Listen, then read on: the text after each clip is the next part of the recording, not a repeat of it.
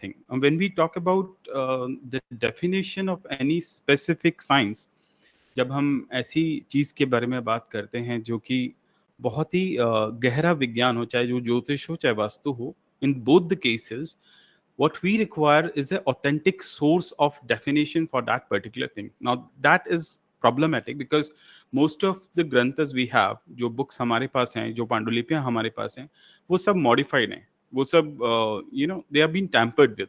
So you cannot just take those definition and consider them to be important. That is the major problem. हम लोग कहते हैं we don't understand ज्योतिष despite of studying so many books, और या फिर हमें वास्तु समझ में नहीं आता, हम इतनी किताबें पढ़ते हैं. That is because those books are being tampered with. वो books, those books are, I won't say that those are exact books. And when I say the oldest manuscripts that define vastu or jyotish, in दोनों ही cases में they are very difficult to understand for a commoner. That is the second problem. We think that it is a very simple science, but it is not simple. The oldest manuscript for vastu is basically Peplad Kalp, which is basically Vastu Sutra Upanishad. Similarly, we have Skanda Upanishad for Jyotish also. It is one of the oldest books of Jyotish. So these books, they basically define things in a very different way. So in that case, when Peplad Muni is explaining Vastu to his students, he's telling something very very different than whatever we understand about Vastu. जो हम वास्तु के बारे में आज समझते हैं, it is entirely different definition for Vastu. He says that he has given multiple definitions for Vastu, and all of those definitions do not fit our modern perspective about Vastu. जो भी हम आज सोच रहे हैं वास्तु के बारे में, उस पे वो डेफिनेशन कहीं फिट नहीं होती है. मतलब it doesn't make any sense. It make sense, lot of sense, but it doesn't fit our modern perspective about vastu. Okay, so he says so many things. He says ki if you have the knowledge of rupa pragya, that is rupa pragya, you have the knowledge of vastu, you become a sthapati. And he says if you understand how to compile the 5 elements, you become a vastu shastri. He says that if you understand a circle and a line, you become a vastu shastri. Now all these definitions seems like absurd definitions for anything, but they are actually the greatest definition for anything. For example, he says that if you want to create a form, you have to have a knowledge of the form. Then you have to have the knowledge of the 5 elements and how to mix those elements into different ratios to create that form. Okay, so if you understand that system, you become a vastu shastri. He says sthapati is basically, sthapati is an you can say it's a oriental word for architect. So he's basically architect only. And he says the person who creates is an architect because he's creating, obviously. So in the same way, like for example, when we talk about deities, we have dhyana mantras before everything, and we do the puja with panchopchar. We do that. So why we do that? Because all those 5 elements are being created and then offered, and then a certain image is being created in our mind. Why is that image required? Without an image, किसी shape के बिना, किसी आकृति के बिना, आपका जो दिमाग है वो अलग अलग जगह घूमता है. You lose the concentration if you do not have a particular image in your mind. So that is the reason why here we have that image.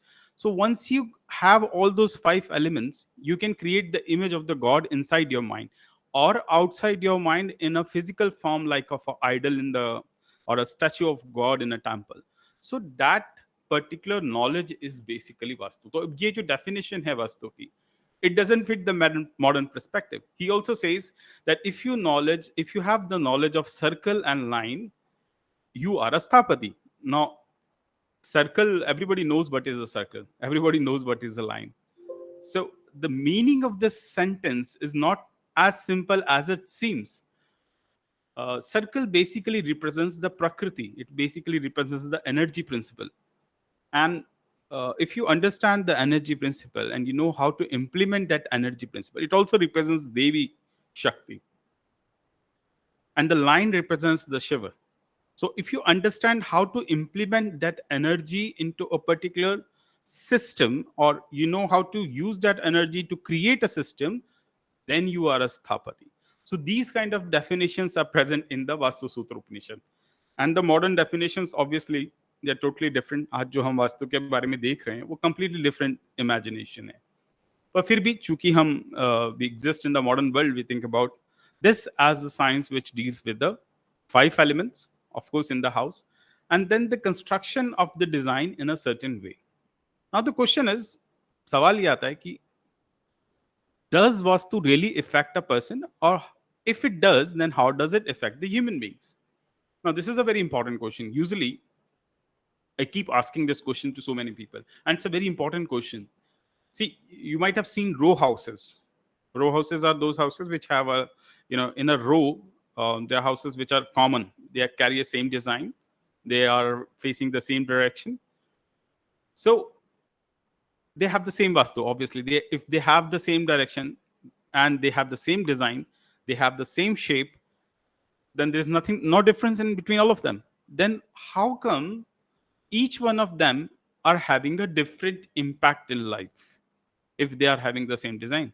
This is a very important question, because Vastu Shastras tell you, okay, you're living in south facing direction, so you should face this. Or they will say कि आप north facing direction में रह रहे हैं तो आपको ये result मिलेगा, but it's not true, because most of the people in that lane will be living in the same direction. So are they facing the same thing? No, they are not. Then how come vastu impacts a person? Now this is very important part of vastu, and even astrology also. You need to understand that without understanding jyotish, you cannot understand even the a of vastu. It is very difficult, because jyotish is actually inherited. It's inside vastu only. Okay, so when we do the ayadis course in vastu, this is basically dependent on jyotish. We are basically doing the ashtakuta milan kind of a thing with the house, with the structure and the person, on the owner of the house. Okay, so how does it impact when all the houses are same, when all the directions are same? Then how come there is a different impact of each and every direction on each and every person? This means that despite of being a universal science, like in astrology we have universal rules. Okay, shani is there, it will give you certain things, but it doesn't impact everybody with the same results. Even if you are born together, I mean, there are horoscopes of twins, जो लोग एक साथ पैदा होते हैं, जो जुड़वा होते हैं, उनके समय में ज्यादा फर्क नहीं होता. Okay, they have the same horoscope, but they will have a different life, because despite of being universal, it has a certain impact on every person individualistically. So you cannot call it a single result giving science. So it's not like everybody who's living in the north direction will have the same result. Why? Because vastu is dependent on many factors. Factors like varna. Now varna is basically, most of the people understand when we say varna, it means people are talking about caste. No, we're not talking about caste. Varna is basically the vritti of a person, the kind of the activities you do, the kind of a person you are. So if you are a noble person, you're basically a brahmin. तब आप ब्राह्मण हैं, आपका वर्ण भी ब्राह्मण हो जाएगा, और आपको कर्म भी ब्राह्मण के समान ही करना पड़ेगा. ये बात ध्यान रखिएगा कि अगर आपकी हॉरोस्कोप में, आपकी कुंडली में ब्राह्मण ग्रह बली हैं, ठीक है, ब्राह्मण राशियां बली हैं, और आप उसके विपरीत घर में रह रहे हैं या उसके विपरीत कार्य करेंगे, तो आपको दंड भुगतना पड़ेगा. Then you will suffer from certain kind of problems. It's the same with every different varna. Okay, now each varna living in same direction will have a different impact because of one thing, varna. Second thing is because of the nakshatra of the person. Every house will have a certain measurement. That measurement needs to be harmonized with the nakshatra of a person. That is what we call ayadi. Okay, so you cannot say that one rule fits all. It is not going to work. तो इसका मतलब हुआ कि vastu does work. Okay, this is the reality. Second is that it is an individualistic science. It impacts the person in different ways. Okay, तो असर तो होता है, हर व्यक्ति पे होता है, अलग अलग तरीके से होता है, ये समझना बहुत जरूरी है. Okay, third topic था myths and reality of vastu. Now there are multiple myths about vastu. You know, people, I often see people talking about, like, I'm living in a south facing house, so I will suffer from so and so problem. Then I see people talking about that I'm living in, if you go to the south of India, you'll see that most of the people, they will charge you a higher sum if they are selling you a plot which is east facing. So what we don't understand, what people don't understand, is that every direction is not fit for every person. So even if you are facing living in a south facing direction, it's not going to impact your life. It does not matter. What matters is who you are. तो जो असर है वो इस बात पे निर्भर करता है कि आप क्या हैं, आपका वर्ण क्या है, आपका नक्षत्र क्या है। उसके अनुसार ही जब आप किसी घर या डायरेक्शन को लेते हैं उसका असर होता है। सिर्फ एक डायरेक्शन से ही सब पर असर होता है, ये पहला मिथ है जो गलत है। ऐसा कुछ नहीं होता है, आप किसी भी डायरेक्शन में रह सकते हैं। if you are having a very good luck, you will find a very good house. It does not matter what vastu it carries. So you see, this is related to this. This is one myth which is wrong. The second myth, which is absolutely wrong, is the use of magnetic direction in vastu. Now you will see that most of the vastu shastris, they carry these magnetic compass. They, they um, come to your house, they just calculate everything with the base of the magnetic thing, and they will announce a result which will never work. I'll show you how it will never work. Okay, I prepared a thing for you so that you can have it. Let's go over there. Just give me a okay. Just wait.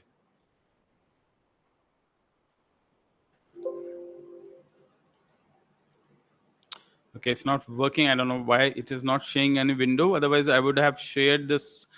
It will not work because when we draw the first of all, the digression which I was talking about. Sorry, the magnetic directions do not work in Vastu. They are not used in Vastu because if you understand, if you've learned the basic science, the magnetic directions, they have deviations every year. At a certain point of time, they will change. So obviously, your house is not going to change. You're not going to change the direction of your house after a certain years.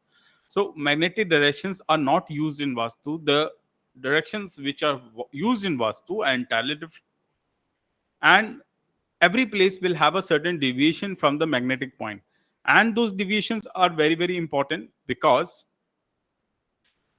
if you built a house and there is a certain deviation of say about 3 or 4 degree, and I wanted to show it through a diagram, but it's not possible because the thing is not working. Otherwise I could have shown you with the help of a screen. Okay, let's see, it's working now. Okay, let it share.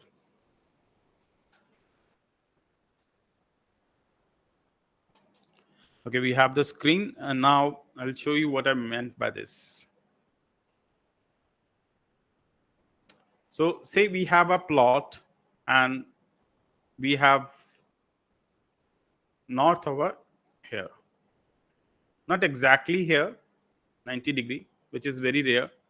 We have a north deviation, say about 10 degree or something, from the center of the place. Now, sorry, from the center of the place, we are going to take it from the center.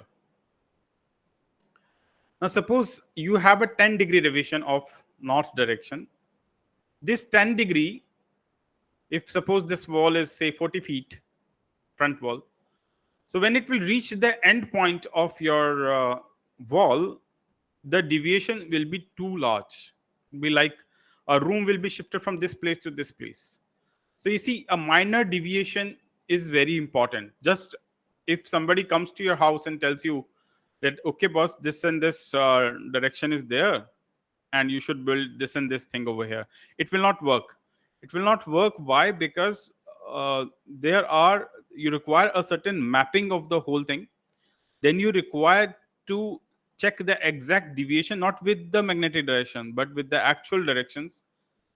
Then you're going to put it on the paper. Then you're going to find out the exact deviation. You're going to note the exact directions, and only then you're going to prescribe the thing. So this is the second myth which is wrong about Vastu.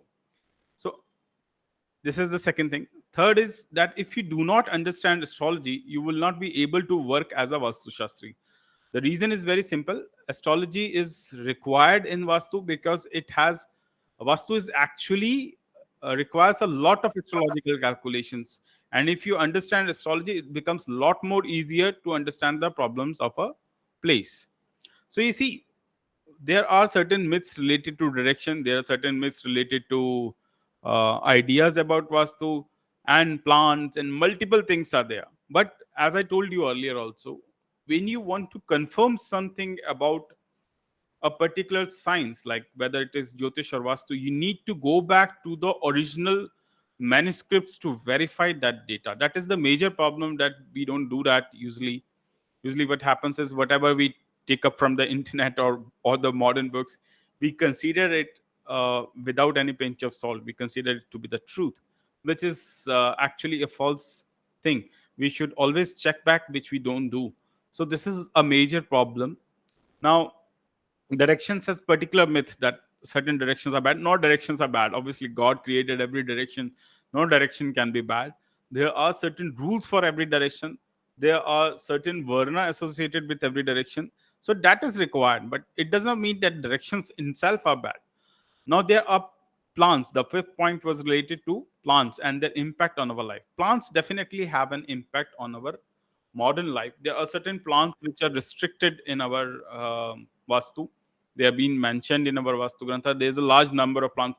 So obviously, I can just just put them in a list. It's a very long list if we talk about the list. But there are certain plants which are not required, like cactus are not allowed.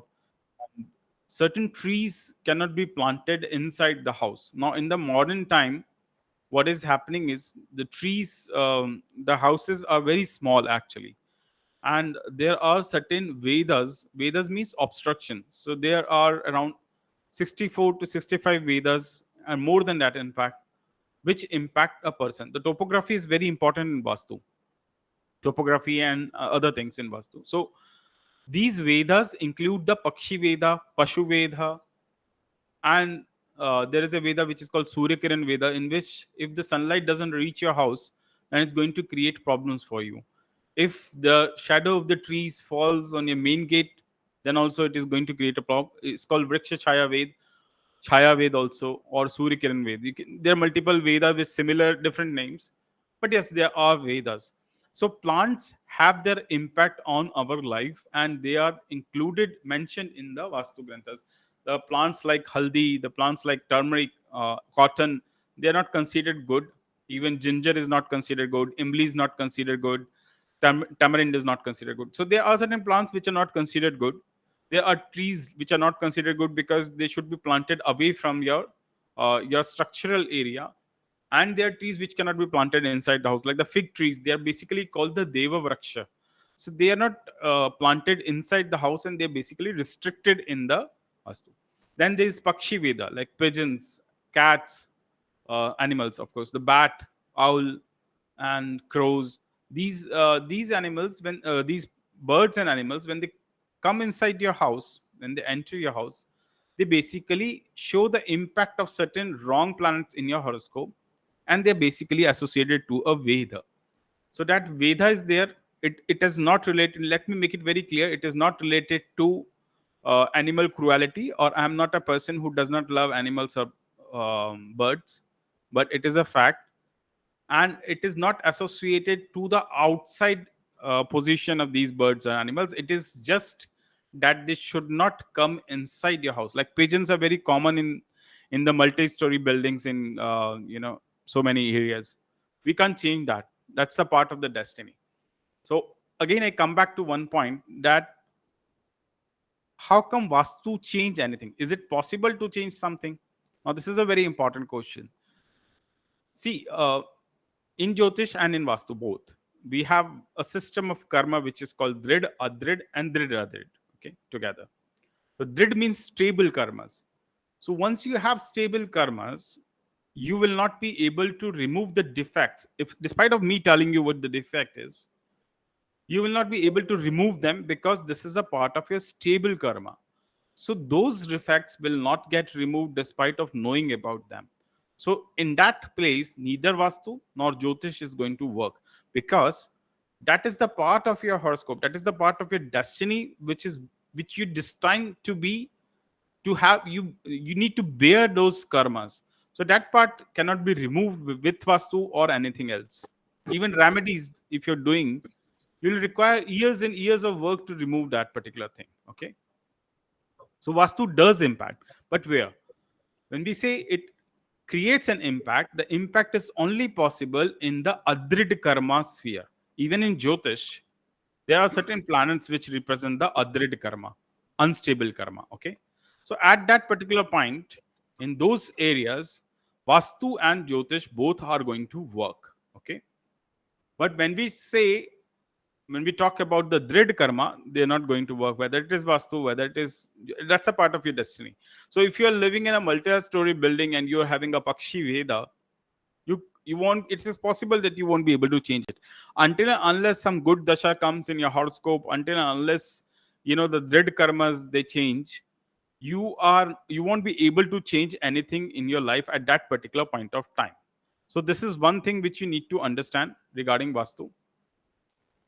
Now, the other point which I mentioned is, of course, it was, can someone really modify the fate through Vastu? Yes, we can modify it to a certain limit, which I told you. How much change can one bring with Vastu?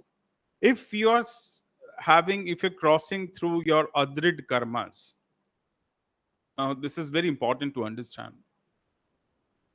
If you're passing through your Adrid karmas or dasha of a planet which is Adrid, and if you're passing through a very good dasha, then Vastu can bring a lot of changes in your life. Okay.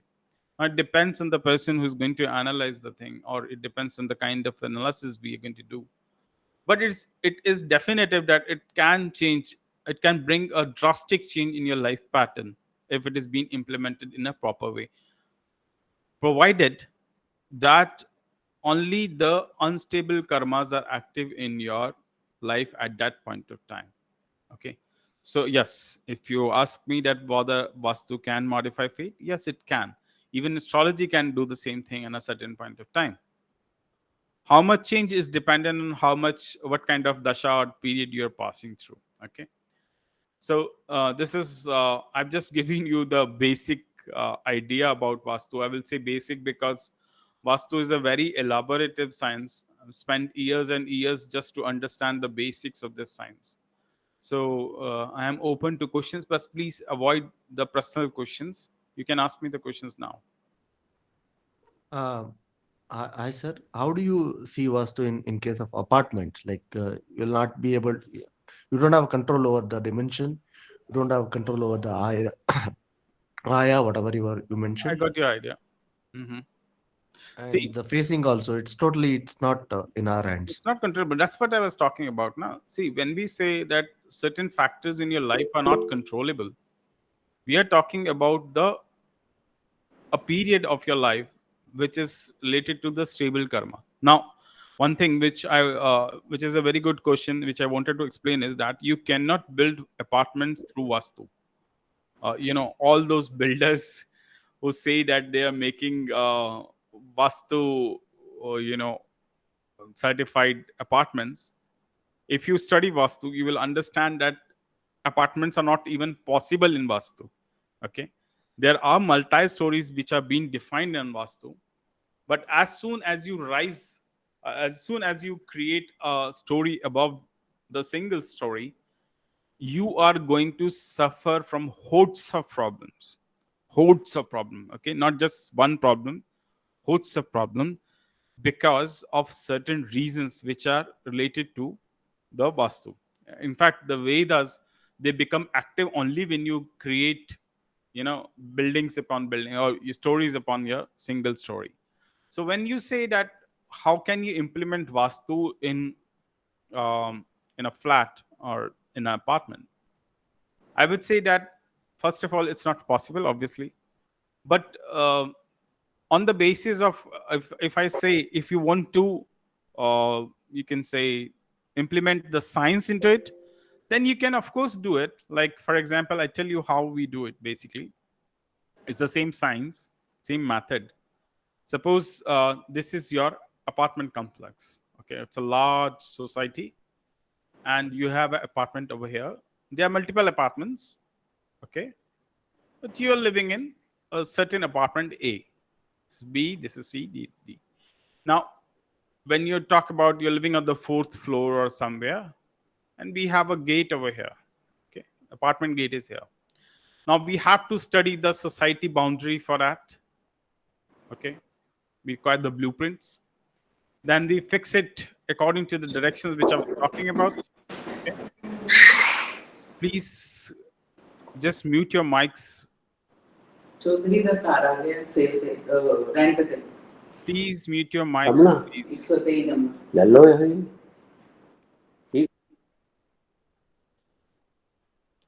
Okay, so you are living in apartment A. Now we have to analyze the directions of apartment A with the boundary related apartments. Then we have to analyze the individual person who's living in that apartment.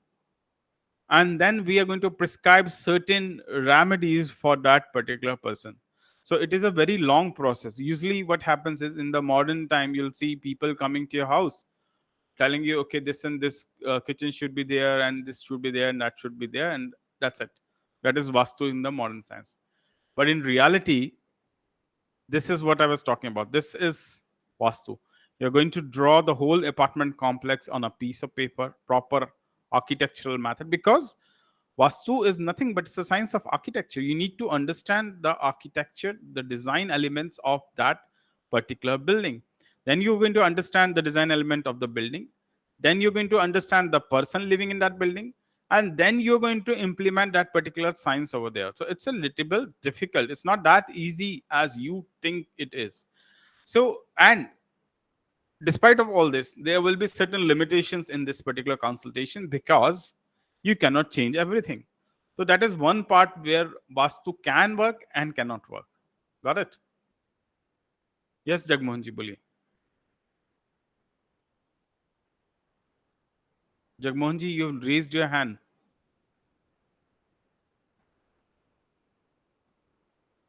The Indian Bhikshu. You can ask. Thank you sir. Mhm. Sir मेरा सवाल ये है कि जैसे मैं अभी मतलब बताना चाहता हूँ कि मेरे घर में बहुत सारी प्रॉब्लम्स हैं, ठीक है, जो भी जैसा भी है। तो मतलब मैंने अगर एनालाइज किया खुद से, मतलब मैं बहुत डीप गया हूँ, मतलब जो एक्सपर्ट लोग बताते हैं, तो अगर मैंने जो एनालिसिस किया अपने घर के वास्तु के सामने, जो मेरा डोर है वो नॉर्थ वेस्ट का है। और sir Let me stop you for the moment. First of all, it's a personal question. Second is, आपने जो Sorry. एनालाइज किया वो मैग्नेटिक डायरेक्शन से एनालाइज किया। इतनी देर से मैं आपको बता रहा हूँ कि मैग्नेटिक डायरेक्शन वास्तु में काम ही नहीं करते। तो ओके आपने सर। जो एनालाइज किया वो किसी काम का नहीं है। ओके सर, अगर जैसे कोई कह, तो मेरा सवाल सर जर्नल है, अगर कि जैसे हम वास्तु का जो मतलब मैंने थोड़ा सा माइक को दूर करिए आप, आपकी आवाज अच्छा बहुत तेज आ रही है ना? Sorry I can hear sir, you. मैं ये नहीं, सॉरी की कोई बात नहीं है, इट्स ओके। आप थोड़ा सा माइक दूर कर लीजिए ताकि मुझे आवाज क्लियर सुनाई दे। बहुत तेज आवाज आ रही है आपकी, है ना? बस मुझे इतना पूछना था सर कि जी। अगर जैसे मैं ईशान कोण में अगर टॉयलेट है, मतलब जो भी मैंने अगर जर्नल मतलब जो मैंने पढ़ा है हाँ, कि आपने सुना होगा कि ईशान कोण में टॉयलेट नहीं बनाना चाहिए, राइट? जी, मतलब मेरे वही घर में सारे भी बना हुआ है। मेरे घर में भी बना हुआ है। अच्छा, It does not matter. See, what matters is, see, it okay depends on the, again, जो आपको लग रहा है ना कि आपने टॉयलेट बनाया है, अगर वो घर आप ही का है, I am not talking about a rental thing, talking about your own thing, okay? आपके घर की हाँ बात हाँ, कर रहे हैं। पापा ने बनवाया उस है। केस में, हाँ, उस केस में क्या है कि आपकी कुंडली में कहीं ना कहीं ग्रहों की युति ऐसी होगी जिसकी वजह से आपके घर की जो फैसिलिटीज हैं, टॉयलेट जो है, जो लू है, वो किसी ऐसी जगह पे बनेगा जो कि ईशान्य का कॉर्नर होगा। ठीक है?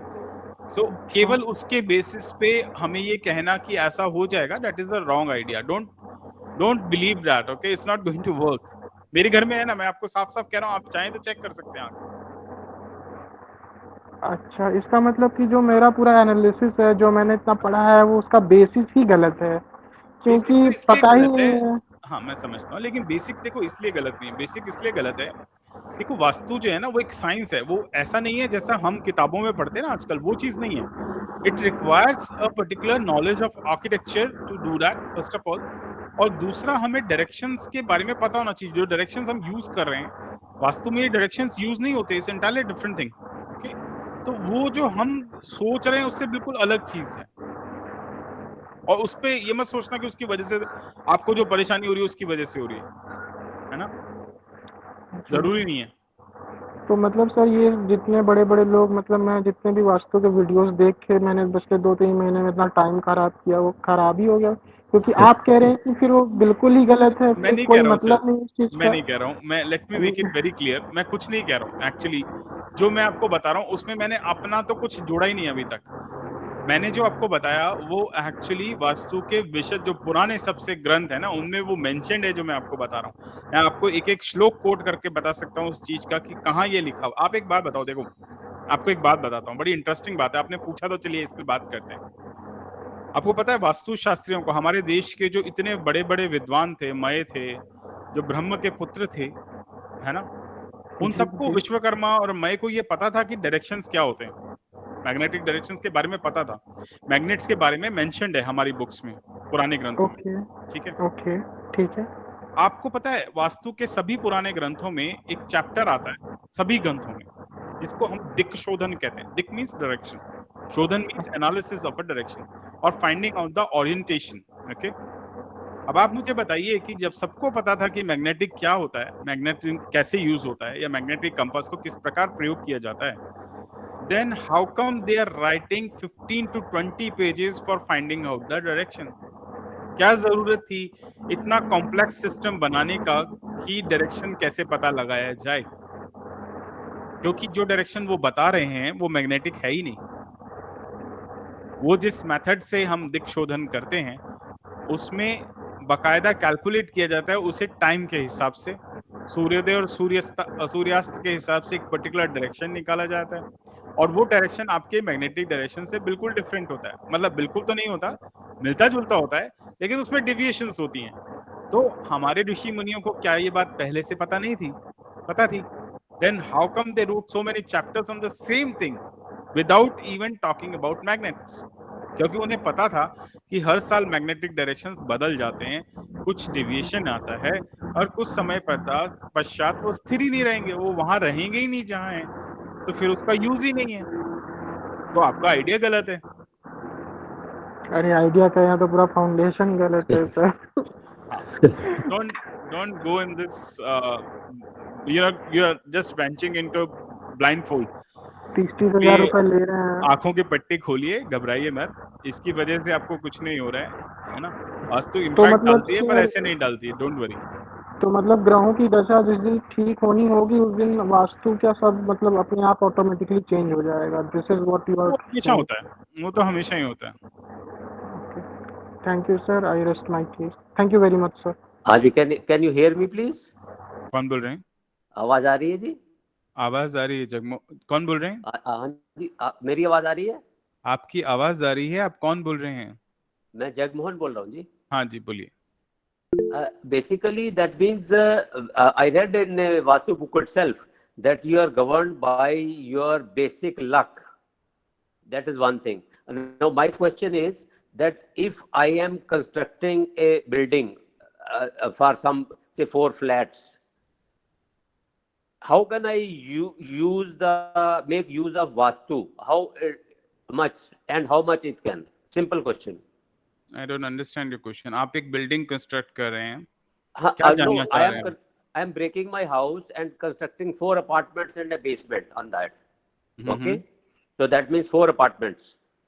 So how can I use the Vastu for that? It's a very simple thing. Vastu तो जैसे होता है वैसे ही यूज होगा ना। वो तो बहुत सिंपल, जैसी साइंस है उस साइंस का प्रयोग किया जाता है उस चीज के लिए। आप how do I use? Because जो आपने कहा आप यूज ही नहीं कर पाएंगे ना, उसके लिए तो आपको सालों लग जाएंगे समझने के लिए। सी, ये एक साइंस है। लोग सोचते हैं कि आपने जो किताब पढ़ी, आपने मॉडर्न किताबें पढ़ी। अब मैं आपको कहूं कि आप सम्रांगण सूत्रधार पढ़िए या अत्रेय तिलक पढ़िए या फिर आप कोई भी ऐसी किताब पढ़िए जो कि वास्तु की एक्चुअल किताब है, महमत्तम वगैरह पढ़िए, आपको सालों लगेंगे उसे समझने में और उसे इम्प्लीमेंट करने में। और my simple question to you is जी, if I take your advice, can it benefit me in construction of that 4 apartments? Sir I am doing this for 28 years। मैं अपने आप को बेच नहीं रहा हूं यहाँ पर। Then I am not telling you I are understand selling. that I am thing. asking you a question. मैं समझ गया आपकी बात। मैं 28 साल से यही काम कर रहा हूँ ना, तो ऑब्वियसली लोगों को कुछ फायदा ही तो हो रहा होगा। दुनिया भर में मैंने मकान या डिजाइन करे हैं, चीजें बनाई हैं और बनाते ही हैं। हम तो बहुत सालों से बना रहे हैं, तो ये कोई बड़ी चीज नहीं है। असर भी All होता है, तभी तो लोग बनवाते हैं, नहीं बनाएंगे नहीं ना, अगले दिन ही मेरा काम बंद हो जाएगा। नहीं, मैं कभी नहीं कहा कि आप सेल कर रहे हैं। जी मैं तो जी आई जी, have posed my question because I want to make use of your advice. You can use any advice, there is no problem with that sir. All right, वो तो तो कोई इशू ही नहीं है ना, तो कोई problem. All right, I will try to contact you no, then. Not an issue sir, not an issue. Okay, thank you. आभार। अभ्रदीप कबासी, नमस्ते सर, नमस्ते। कैसे हैं आप? आई एम फाइन, आप बताइए। मेरा भी चल रहा है सर। बोल रहे थे कि एक छोटा क्वेश्चन है कि जिनको मतलब हम लोगों का जैसे वास्तु में कोई ज्ञान नहीं है, तो what are the small things we can take care of, like general, वैसे अच्छा, होता चलो तो नहीं लग रहा है। चलो बताता हूँ, चलो बताता हूँ। वैसे तो हाँ बहुत हाँ, मुश्किल है, क्योंकि अब ये तो ऑब्वियस है कि वास्तु तो अपन इम्प्लीमेंट नहीं कर सकते ना। एग्जैक्टली। टिपिकल साइंस हो गई ना। लोग क्या सोचते हैं कि हमने 3-4 किताबें, मैं भी ऐसा सोचता था, देखो मैं ये नहीं कह रहा कि दूसरे लोग सोचते हैं, मैं भी ऐसा ही सोचता था पहले। मैं जब पढ़ता था स्टार्टिंग में, तो मुझे लगता था मैं जानता हूँ, मैंने पढ़ लिया, but then I kept on researching. My good point was खोलते रहो, खोजते रहो। तो that I, each time I learn something new, मेरी पुरानी थ्योरीज टूट गई। Then I learn something very new, फिर पुरानी थ्योरीज टूट गई। तो वो चीज करते करते हम बहुत सारी ऐसी थ्योरीज बना पाए, उन चीजों पर पहुंच पाए जो कि बहुत ज्यादा गहरी है, ये यूं कह लीजिए कि बिल्कुल एक्यूरेट है। लेकिन वहां तक पहुंचने के लिए किसी नॉर्मल व्यक्ति को बहुत समय लग सकता है, या फिर वो उसी प्रोफेशन में हो, या फिर आप किसी और प्रोफेशन में जहां आप दिन रात काम कर रहे हैं, तो आप ये काम नहीं कर पाएंगे, है ना। लेकिन कुछ बेसिक चीजें हैं जो वास्तु से रिलेटेड नहीं है, बट हाँ इसे कोई भी इंप्लीमेंट कर सकता है। देखिए, एक तो आपके घर में सनलाइट आना बहुत जरूरी है, और ये एक साइंटिफिक फिनोमिना भी है। अगर आप वास्तु को छोड़ दीजिए, अगर आप साइंस के बारे में पढ़ेंगे तो आपको पता लगेगा कि सनलाइट नहीं आएगी जब घर के अंदर, प्रॉपर सनलाइट नहीं आएगी, तो जो व्यक्ति वहां रह रहे होंगे वो बीमार रहने लगेंगे, उन्हें डिप्रेशन होने के चांसेस रहेंगे। ऐसा होता है, डेफिनेटली सर। ठीक है। तो this is one basic thing, very simple thing, okay. दूसरा, आपके जो घर का दरवाजा है, जो मेन डोर है, जिसे मदर वॉल कहते हैं, उस पर जो डोर बनता है, वो डोर बड़ा और मजबूत होना चाहिए। This is very important. Generally क्या होता है कि हम लोग पैसा कम खर्च करने के चक्कर में दरवाजे को मजबूत नहीं बनाते। इसलिए नहीं कह रहा हूँ कि चोरी हो जाएगी, दरवाजा वास्तु में बाकायदा mention, it's a very important thing. वो एक्चुअली क्या होता है कि एनर्जी का जो मूवमेंट है ना, एक तो वो ब्रह्मस्थान से नीचे की तरफ जाता है। बेसिकली आजकल तो हम ब्रह्मस्थान रखते ही नहीं है। असल में क्या होता है कि जो पंच तत्वों का सिस्टम है, उसमें आकाश तत्व से बाकी 4 तत्वों का जो क्रिएशन का सिस्टम है, उसमें आकाश प्राइमरी तत्व है। जब अब क्या होता है कि पहले तो हम क्या होता था कि आकाश के नीचे सोते थे, और ब्रह्मस्थान खुला हुआ होता था, और वहां से आकाशीय ऊर्जा नीचे आती थी, और वो पांचों जो तत्व थे वो हमारे घर में मौजूद रहते थे। अब क्या होता है कि हम ब्रह्मस्थान को तो कवर कर देते हैं, दिस इज वेरी कॉमन। तो हमारे पास यस सर। एक एलिमेंट, जो मेजर एलिमेंट है जिससे बाकी एलिमेंट्स बनते हैं, वो तो गायब ही है। वो गायब है, तो ऑब्वियसली बाकी एलिमेंट्स का रेशियो बिगड़ जाता है, हम बीमार पड़ जाते हैं। That is the reason why जो कलयुग में हमें बीमारियों ने पकड़ रखा है इतनी सारी, वो इसीलिए हो रही है क्योंकि हम बेसिकली जो सिंपल मैथ्स है उसे फॉलो ही नहीं कर रहे, है ना। तो ये एक चीज है एलिमेंटल थ्योरी की, इसको रेशियो प्रोपोर्शन इसका बिल्कुल सही होना चाहिए। बहुत मुश्किल काम है, आसान नहीं है। लेकिन हाँ, सनलाइट एक चीज है जो हम कॉमनली कर सकते हैं। सेकेंडरी लेवल पर आपके घर का जहां जो ऊर्जा की बात मैं कर रहा था, ये तो है कि आकाशीय ऊर्जा हो गई जो ऊपर से आ रही है। हॉरिजेंटल और वर्टिकल लेवल पे दो तरह से ऊर्जा प्रवेश करती है। तो जो प्रवेश द्वार है आपके घर का, जो मदर वॉल के ऊपर जो डोर है, the energy also enters through that particular point. So if that thing is not good, अगर वो स्ट्रांग नहीं है, तो नेगेटिविटी आपके घर में जल्दी आ जाएगी। सो इट्स वेरी इंपॉर्टेंट कि वो बड़ा हो। पुराने जमाने में दहलीज हुआ करती थी, अगर आपने कभी सुना हो ये शब्द। हम उसे लोकल लैंग्वेज में यहाँ देहली बोलते हैं, ओके। दिल्ली नहीं बोलते हैं, देहली बोलते हैं ना। और दहलीज भी वो क्या बोला होता है जाता सर? है। दहलीज basically is a boundary line for your mother wall, from where you are going to enter that particular house. तो ये आप वो तो पुराने, बेस में होता है, नहीं, हाँ दरवाजे का नीचे होता है, बेस में, नीचे नीचे। होता है। हाँ हाँ, बंगाली में चौकाट बोलते हैं उसे। चौखट, चौखट, बिल्कुल एग्जैक्टली। चौखट, तो यस अगर यस। आप जैसे इधर अपने इधर मंदिरों में जाएंगे ना, पुराने मंदिरों में, तो आपको बाहर मिलेगा, वो होता है, उसको लांग करके हम अंदर जाते थे। कहते भी ना, एकदम चौखट एकदम। मत लांगना, मेरे घर की पिक्चरों में देखा होगा आपने, फिल्म मूवीज हाँ के हाँ, मेरे घर में भी है वो अंदर। चौखट।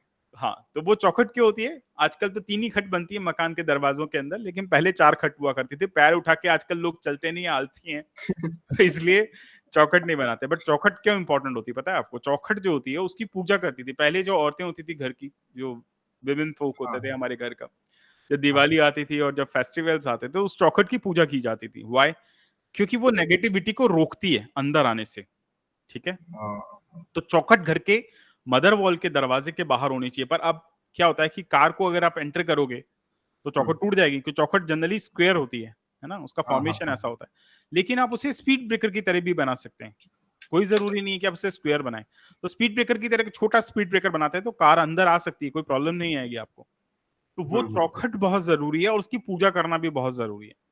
द्वार गणेश रखते हैं हम। द्वार गणेश इसलिए रखे जाते हैं क्योंकि वो हमारा प्रोटेक्शन करते हैं और उनको रेगुलरली बीच बीच में उनकी पूजा होते रहने चाहिए ताकि उनकी एनर्जी सर बनी द्वार रहे। गणेश क्या होता है? द्वार Ganesh means in the centre of the door there is a small temple which is built on the top of that particular door, जिसको हम मंगल फलक बोलते हैं बेसिकली, या तोरण बोलते हैं। ऊपर बनता है वो, है ना? उसके तूरन, हाँ हाँ तूरन। उसमें गणेश जी को बीच में रखा जाता है। कुछ लोग लक्ष्मी रखते हैं, कई जगह वहां विष्णु भगवान को भी रखा जाता है, आपको बता दूं मैं।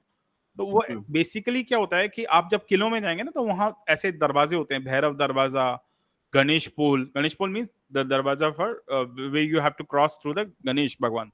तो वो Yes. आपको जब नीचे से कोई नेगेटिव आदमी निकलेगा, जब नेगेटिव ऊर्जा निकलने की कोशिश करेगी तो निकल नहीं पाएगी। तो इसलिए हम उसकी वैल्यू बहुत ज्यादा है। वो कोई भी कर सकता है। आप वास्तु छोड़िए, आप बेसिक चीजों को फॉलो कर लीजिए तो भी आपके घर पे असर पड़ेगा। तो बहुत सरल चीज है, ठीक है? Yes, sir. चौथी चीज जो मैं हर बार लोगों को बोलता हूँ, जिसको लोग नहीं सुनते हैं, वो है सुबह उठना और घर को साफ करना। लोगों को लगता है आजकल लोग बहुत आलसी हो गए, कोई उठता नहीं है सुबह सुबह। लेकिन सुबह उठना, अर्ली मॉर्निंग में जाग जाना बहुत जरूरी होता है। आप कहेंगे कि यार बहुत सारे पैसे वाले लोग हैं वो तो उठते नहीं, पर मैं आपको एक गारंटी देता हूँ, आप दुनिया के जितने बिलियनियर्स हैं ना, उन मिलियनियर्स ट्रिलियनियर्स जो हैं, उनके चार्ट, उनको उनका लाइफ पैटर्न देखिए तो आप पाएंगे कि वो सुबह जल्दी उठते हैं। बहुत कम ऐसे लोग हैं जो नहीं उठते, अब वो तो exceptions are always there, but there are most of the people, they wake up early in the morning. This is the first thing which you should do if you want to increase your financial status in your prosperity of your life. आपको जल्दी उठना पड़ेगा। दूसरी बात, घर बिल्कुल साफ होना चाहिए। अब साफ का मतलब ये नहीं होता है कि आप बेसिकली आपने ऊपर ऊपर से सफाई कर दी, खत्म। आपका जो ड्रॉर है जब खोला तो उसमें कचरा पड़ा था, या आपका पर्स निकाला तो उसमें कचरा पड़ा था। साफ का मतलब होता है उसका एक मेथोडोलॉजिकल सिस्टम होना चाहिए और वो पूरी तरह से साफ होना चाहिए।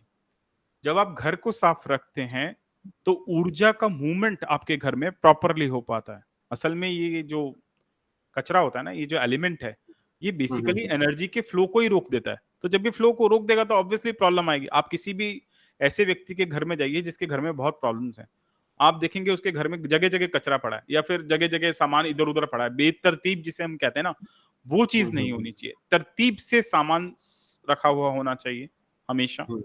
उसमें मेहनत करनी पड़ती है, ऑब्वियसली मेहनत इंसान करता नहीं है आजकल। तो अगर हम करते हैं उसको तो ये भी एक फैक्टर है जो बहुत इंपॉर्टेंट है, ठीक है? पांचवा फैक्टर जो बहुत सरल है, जो कोई भी कर सकता है, सुबह और शाम, ये संध्या जो होती है ना, दो होती है। एक सुबह की संध्या होती है जब सूर्योदय हो रहा होता है, और जब सूर्यास्त होते हैं तब संध्या होती है, ठीक है? ये इंपॉर्टेंट क्यों होती है? क्योंकि हमारे शरीर में जो सूर्य और चंद्र नाड़ी होती हैं, इसके बीच में एक और नाड़ी होती है जिसे सुषुम्ना कहा जाता है, ठीक है? Yes sir, yes sir. Kundalini जो है उसी में से जागृत होकर, मतलब जरूरी नहीं है वहां से आए, कभी कभी लेफ्ट और राइट चली जाती है तो आदमी को बहुत परेशानी करती है। तो वो जो सुषुम्ना है ना, वो जागृत होती है इन दो समय पे। और इस समय अगर आप कोई काम करेंगे तो खराब हो जाएगा, वो बिगड़ जाएगा वो काम, ठीक है? ओके इस समय एक ही चीज की जाती है, ईश्वर का ध्यान किया जाता है या दीपक लगाया जाता है, दीपक जलाया जाता है। Okay, so ancient time there was a practice to light a deepak. आप देखेंगे घर की जो औरतें होती थी वो सुबह सुबह तुलसा जी में दीपक जलाती थी, है ना? तुलसा जी जनरली घर के बाहर रखी जाती थी और उसमें दीपक जलाया जाता था सुबह और संध्या समय में, ठीक है? हाँ हाँ हाँ, हम लोग का यहाँ होता है सर। बिल्कुल, ये दीपक जो है ये बहुत इंपॉर्टेंट होता है, ये लाइट बहुत इंपॉर्टेंट होती है, ये दोनों संध्या में जलानी चाहिए। It is very very important. Okay, ये मेरे ख्याल से ये कोई भी कर सकता है। I don't think it's very tough to do that और मैनेज, डिफिकल्ट टू मैनेज। छठी चीज, आपके घर में अगर आप अकेले रह रहे हैं तो कुछ एलिमेंट्स अपने आप ही बिगड़ जाएंगे। जैसे सूर्य, आपके पिता के कारक जो हैं वो सूर्य भगवान है। चंद्रमा आपके माता के कारक ग्रह हैं। अब अगर आपकी कुंडली में आपके घर के अंदर सूर्य यानी आपके माता पिता आपके साथ नहीं रहते हैं, जो विघटन हमारे परिवारों को हो रहा है वो क्यों नुकसान पहुंचाता है पता है? क्योंकि हमारे घर के आधे से ज्यादा ग्रह हमारी कुंडली के तो गायब है, हमारी कुंडली में से है ही नहीं है, मतलब कुंडली में तो मौजूद है लेकिन उनका जो एक्चुअल कारक है वो तो गायब है, तो उसका जो इम्पैक्ट है वो कम हो जाएगा। ठीक है, तो जब हम अपने माँ बाप के पैर छूते हैं, उनका आशीर्वाद लेते हैं सुबह सुबह उठकर, तो उससे भी हमें फायदा पहुंचता है। ये वास्तु का अंग नहीं है लेकिन ये जीवन का अंग तो है, जरूरी है। तो अगर हम ऐसा कुछ भी करते हैं, जो पॉइंट्स मैंने आपको बताए वो सरल हैं, बहुत कोई मुश्किल काम नहीं है, यस लेकिन अगर हम ऐसा करते हैं तो हमें लाभ होता है, हमें फायदा होता है, हमारी लाइफ ज्यादा सरल हो जाती है और आसान हो जाती है। सर एक फॉलोअप, मतलब एक क्वेश्चन है छोटा कि लड़की अगर शादी करती है तो उसका घर चेंज होता है, तो वो मम्मी पापा से तो मतलब ऑटोमेटिकली दूर हो जाती है ना, तो उसका उस केस में क्या होता है? उनके नए मम्मी पापा भी तो आते हैं जनाब। ओ हाँ, अच्छा वो केस में, ओके ओके। और सर ये आपने साफ करने वाला एक चीज जो बताया, आपका पुराना जो फर्नीचर वगैरह है वो भी साफ करना जरूरी है क्या, जो काम नहीं लगता घर में, जो वही तो abandoned चीज प्रॉब्लम है, हमारे घर में एक स्टोर रूम होता है जहाँ कचरा इकट्ठा कर रखा होता है हमने, है ना, है ना। हाँ हाँ हाँ हाँ, हाँ वो गलत होता है, पता है। आपको कुंडली में जहाँ राहु की दृष्टि होती है ना, पंचम और नवम, आप देखेंगे अगर हम्म। राहु खराब होगा ना, या केतु खराब होगा, या कोई क्षुद्र ग्रह बैठा होगा आपकी कुंडली में, उपग्रह बैठा होगा, तो वो उसी जगह होगा जहां आपकी कुंडली घर का स्टोर रूम होगा, जहां गंदगी रखी होगी आपने। सो इट्स हाँ वेरी इंपॉर्टेंट। आप देखिए, बहुत सिंपल फंडामेंटल, मैं आपको एक बेसिक तरीके से समझाता हूँ। आपकी कुंडली में शनि देव खराब है और वो एक ऐसे भाव को देख रहे हैं जहां आपको नुकसान पहुंचा रहे हैं। हम्म। अब आपके घर का वही हिस्सा जहां वो खराब दृष्टि डाल रहे हैं, वो खराब होगा। तो अगर आप उस ग्रह को ठीक करना चाहते हैं तो सबसे पहले उसको ठीक कीजिए। इतना सरल तरीका है। यस लोग सर। ग्रहों को ठीक करते हैं, इससे बढ़िया ये है कि आप घर के हर चीज को साफ रखिए। तो जो शूद्र ग्रह हैं, जो खराब ग्रह हैं, जो खल ग्रह हैं, वो आपके ऊपर असर ही नहीं दिखा पाएंगे, उनका असर कम हो जाएगा। तो बहुत सरल तरीका है ये। हाँ सर। और सर ये कुंडली से डायरेक्शन कैसे निकालते हैं, साइन यूज करते हैं ना हाउस यूज करते हैं? वो बहुत डिफिकल्ट है। वो डिफिकल्ट सिस्टम है, वो थोड़ा सा डिफिकल्ट सिस्टम है, but better, it's the reverse engineering is better. मैं आपको सिंपल तरीका बता रहा हूँ कि भाई घर पूरा साफ कर लो ना, एक पूरा जगह सा क्यों साफ करेंगे, है ना। हाँ हाँ ठीक है, ठीक है, थैंक यू सर। हाँ वंशिका बोलिए। नमस्ते सर। हाँ बोलिए। मेरा क्वेश्चन है कि how much relevance does the house number have in Vastu? For house example, house number का पूछ रहे हैं आप? You want to yes, ask about house number? yes. So if house it's, for example, if it's 58, then it makes 4, and is that the number of Rahu? No. It's not going to work. See, you have this theory is basically based on the westernized system. Okay, जो वैदिक mathematics है उसमें numbers का system बिल्कुल अलग है, और house number का इम्पैक्ट एक्चुअली आदमी पे नहीं पड़ता। ये एक गलत थ्योरी है एक्चुअली, जिसका कोई वैल्यू नहीं है। क्योंकि कई जगह आप देखेंगे, जैसे मैं आपको घर का एड्रेस बताता हूँ, RZ46C/5। अब आप इसको क्या कैलकुलेट करोगे?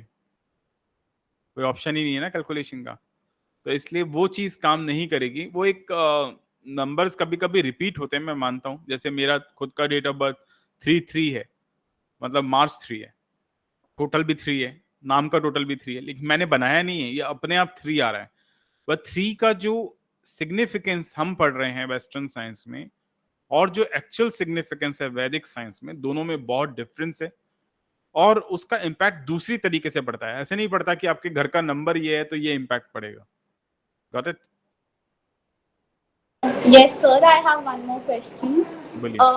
For example, अगर हमारा कोई ऑफिस है and there's lots of pigeons there, और जो आते जाते रहते हैं, and some of them are injured. So is that the karma of the owner or all of the people that are present there every day? Everybody's karma is there. That's why they're there ना। तभी तो पक्षी वेद है वहां पर। इसे Okay. कपोत वेद कहते हैं एक्चुअली, और ये खतरनाक होता है, आपको बता दूं। Oh, I don't know. I'll read about it. Thank you. It's okay. Yes, Deepika. Hello. Namaste, sir. Mhm. Sir, my first question is, how do you see the vastu, जैसे आजकल टॉयलेट्स जो होते हैं वो अटैच होते हैं रूम के साथ। आप अपार्टमेंट्स में रहते हैं शायद तब भी होते हैं, एंड आजकल घरों में भी लोग अटैच बनाने लग गए हैं। बट जब हम पुराने टाइम के बारे में बात करते थे तो आई आई गेस उनका जो टॉयलेट एंड जो लैट बाथ होता था वो थोड़ा सा घर से हटके होता था। अभी ऐसा हो गया कि toilets attach to the kitchen and to the room. Sir आपका इसका क्या व्यू पॉइंट होगा? देखो, कलयुग में बहुत सारी ऐसी चीजें हो रही हैं कि आपके घर छोटे हो गए हैं, राइट? Yes yes. और आपको ये भी बता दूं कि मंदिर नहीं बनाए जाते थे पहले घर के अंदर, आजकल हाँ बनाए जी। जाते हैं। देवता नहीं रखे जाते थे, आजकल रखे जाते हैं। तो आपके कलयुग में भगवान ने जब कली जब प्रवेश कर रहे थे और आए जब वो, तो उसका जो इम्पैक्ट पड़ना था वो पड़ रहा है। And this is one of the impacts that we are not able to do anything about it. मैं कैसे देखूंगा, इट हार्डली मैटर्स, क्योंकि टॉयलेट है, गलत है, हमें पता है, बट आपकी कुंडली में वो क्षुद्र ग्रह मौजूद है वहां पर, तभी तो वो वहां है। तो यहाँ डेस्टिनी काम कर रही है दीपिका, इसलिए हम इसको बदल नहीं सकते हैं, क्योंकि ये पार्ट ऑफ डेस्टिनी है, पार्ट ऑफ कलयुग भी है। तो अटैच टॉयलेट आजकल कॉमन है, मेरे ख्याल से शायद जो भी घर बना रहे हैं आजकल सब जगह ये कॉमन है। इवन आपको दिखाऊंगा कई जगह तो घर अटैच होते हैं, तो वहाँ जैसे यहाँ मंदिर है तो दूसरे वाले घर में उस तरफ टॉयलेट है, और आप वहाँ बैठकर भगवान की पूजा कर रहे हैं और साइड में टॉयलेट बना हुआ है, आपको दिख नहीं रहा है, बट है तो वही ना, वो दूसरे घर में आपका घर अटैच्ड है उस घर से। तो ये चीज बहुत यस कॉमन हो चुकी है। You can't change that because it's a part of your fate. Some things we have to accept because वही तो हमारी किस्मत है, जब किस्मत बदलेगी तब हम वहां से बाहर आ जाएंगे। जी।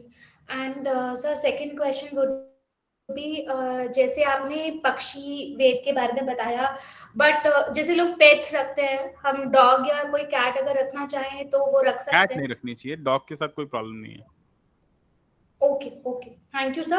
And third question, if I may ask, vastu एक आइडल टेम्पल का, छोटे बिल्कुल छोटे टेम्पल का, घर में छोटा सा मंदिर का ईस्ट फेसिंग होना चाहिए या फिर ईस्ट वॉल पे होना चाहिए सर? इस पे अगर आप थोड़ा सा बताएंगे तो। टेम्पल जनरली हम घर में बनाते ही नहीं है, एक्चुअली मैं आपको बता दूं, उससे देवालय वेद कहते हैं, और देवालय को पहले घर में नहीं बनाया जाता था। वास्तु के जब एक्चुअल बुक्स पढ़ेंगे तब आपको पता लग जाएगा।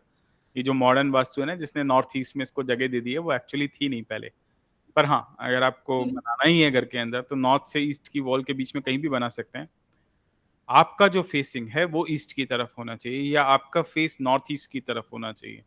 जब आप बैठते हैं पूजा करने के लिए, देवता का फेस ऑपोजिट ही होगा, ऑब्वियसली बात है। तो ऐसे किया जी जाता है इसको। जी। Okay okay. Thank you so much sir, thank you for your time. Sir last time मैंने आपसे बात करी थी आइडल के लिए कि आपको शायद याद नहीं होगा कि लड्डू गोपाल जी बहुत लोग रखते हैं। तो I told this to my mother and by god's grace and hopefully she have listened जब टू आप मी। घर से बाहर नहीं निकाला ना आपको? नहीं नहीं बिल्कुल नहीं सर। मैंने उनको रिकॉर्डिंग सुनाया था, मैंने बोला था कि प्लीज आप सुनिए और इस पे थोड़ा सा देखिए। तो जो भी आइडल्स थे, जो भी थे, उन्होंने सिर्फ वो सब। मैं नहीं कहता हूँ, आप अगर आप किसी बड़े संत के पास जाएंगे ना, तो वो भी आपको यही बात कहेंगे जो मैं कह रहा हूँ। It's not good. सर भगवान उन्होंने भगवान पहले अपनी जगह पे है। बिल्कुल सर, उन्होंने पहले विश्वास नहीं किया, बट उन्होंने अपने गुरुजी से पूछा। एंड ऐसा नहीं है, गुरुजी उन्होंने बहुत पहले से बनाए हुए, 28-29 साल हो गए, बट लकीली जब आपसे बात हुई ट्विटर के थ्रू, तब मैंने उन्हें बताया एंड लकीली उन्होंने गुरुजी से पूछा कि ऐसा रखना करना चाहिए, तो उन्होंने मना कर दिया कि नहीं नहीं, आइडल तो हम बिल्कुल नहीं रखते। तो सर उसके लिए बहुत बहुत थैंक यू ओके, आपको। Thank you so much sir. या हाँ जी, बताइए। पूजा थे ये जो अभी थे, अभी जिनसे बात हुई, कौन थे वो? सर दीपिका। दीपिका। पूजा शर्मा कौन है? जी आप sir. You raised a hand. Yes sir. बोलिए, नमस्ते सर। बताएं। Sir, actually, I have a question regarding. I read somewhere, sir, that a house should be constructed according to the horoscope of a person, sir. Not Like if a horoscope exactly, person, नक्षत्र is important. okay, sir, that नक्षत्र is the तो owner is master important actually. owner. Okay, that is a master person in whose nakshatra the house will be built. वैसे आपको So, बता sir, दूं कि actual में वास्तु के अंदर जो वाइफ होती है ना, उसका नक्षत्र यूज किया जाता है। oh, really, sir? हाँ, वास्तु की बुक्स में तो यही मेंशन है, पर लोग नहीं करते, आप क्या करेंगे बट लोग। सर अगर उस केस में अगर उनकी वाइफ के इसमें घर सुख, आई मीन गृह इफ सुख दैट कहा इज है। ग्रह सुख if that is impacted then doesn't matter, उससे कोई फर्क नहीं पड़ता। वो okay. नक्षत्र के हिसाब से जो मैथमेटिकल कैलकुलेशंस होती है ना, वो उसी के नक्षत्र के हिसाब से की जाती है। Okay. पर उसमें क्या होता है, कभी-कभी हम लोग बच्चों का नक्षत्र भी, मतलब 4 लोगों का नक्षत्र यूज कर सकते हैं एक साथ। But that becomes very very difficult because there are almost like 35 different calculations. It's a kind of Okay. like जिसे हम कहते हैं ना अष्टकूट, विवाह में करते हैं ना अष्टकूट मिलान चक्र होता है। So Okay. in Vastu there is a this is called Ayadi basically. There are 35 formulas to calculate that. जो लोगों को पता है वो षड्यादि पता है 6, लेकिन एक्चुअल बुक्स में 31 से भी ज्यादा है वो। तो वो जो Okay, फॉर्मूलाज हैं वो अप्लाई किए जाते हैं 1 by 1 एक एक नक्षत्र पे। तो that becomes very very typical and requires lots of time. सबसे बड़ी प्रॉब्लम क्या आती है कि मैं आपको बोलूंगा कि आपको मकान 40 by 35 बनाना है, तो आप बनाओगे नहीं। ऑब्वियसली ना, आपका एक मकान पहले से बना हुआ है सपोज, अब मैं जी उसको सर। कहूँ कि आप इसको काट करके 40-35 कर दो, तो आप करोगे? नहीं करोगे, है ना। उसका पिंड जो निकालेंगे हम, पिंड मतलब basically area of parameter of the particular place, वो आपके Okay, नक्षत्र sir. के हिसाब से निकालेंगे, तो वो बदलेगा ही नहीं। मॉडर्न टाइम में क्या होता है कि मैं जब जब खाली जगह होती है ना, जब मेरे पास जी सर। एरिया बड़ा होता है, जी सर। तभी मैं इसको इम्प्लीमेंट करता हूँ, क्योंकि उसका कोई यूज नहीं है डायरेक्टली। मैं कहूंगा तो वो होगा नहीं, इट्स वेरी ऑब्वियस। और कई बार क्या होता है, घर ही 100 गज का है, तो आप घर बनाओगे कहाँ? मैं आपको बोल दूंगा 30-40 का बनाओ, तो बनेगा ही नहीं ना वो। उसका पिंड छोटा Exactly, कर sir. देंगे, लेकिन छोटा करने पर भी वो इतना छोटा हो जाएगा। You generally can't live in that. Obviously आप मुझे बोलोगे मुझे 5 रूम्स चाहिए, Mhm. अब 5 रूम्स बनेंगे ही नहीं उसमें, पॉसिबल ही नहीं है। Yes, sir. वो चीज है। So that nakshatra is very important yes, for any person. So how that is going to impact the other person that is living in the वही तो same मैं आपसे house, कह रहा sir? था, सभी को देखा जाता है। Okay. इट्स तो वेरी कितने डिफिकल्ट लोग, प्रोसेस। अगर एक घर में 5 I mean नहीं 7 नहीं, to 8 सबको नहीं members देखा भी हैं जाता। तो master of the house, the earning member of the house, है ना, earning a member. Earning member, Okay, not sir. The master of the house. The person Uh, जिसके थ्रू वो घर चल रहा है, that person is okay, very sir. Important.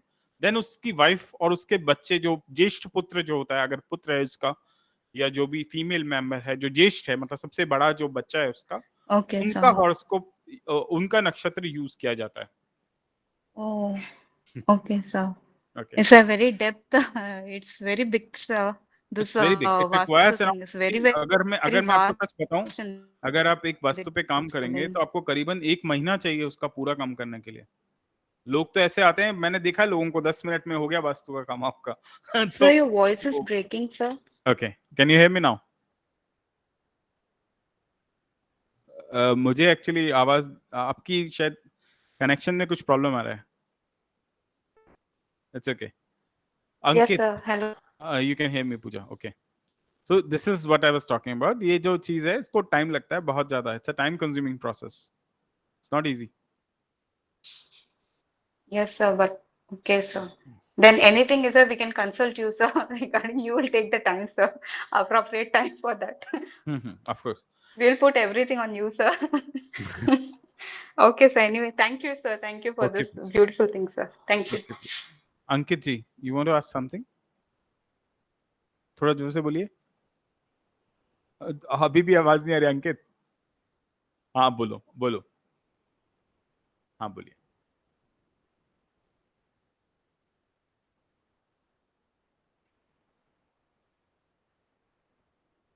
Bed की placement, हाँ वो तो बहुत कॉमन है ना यार, सब लोग एक ही तरह के डायरेक्शन बताते हैं, यहाँ रख लो, नॉर्थ में रख लो, ऐसे सुना होगा ना आपने? नहीं सुना? साउथ में रख लो, ईस्ट में रख लो, कई तरह के डायरेक्शन है उसमें। मैं कुछ नहीं कहना चाहता इस बारे में, कहीं भी बना लो, कुछ नहीं फर्क पड़ने वाला है। तो आपको बताता हूँ मजेदार बात क्या है। देखो आपकी कुंडली में अगर मार्स खराब है, सपोज फॉर एग्जांपल, दक्षिण दिशा का कारक होता है मंगल, ठीक है।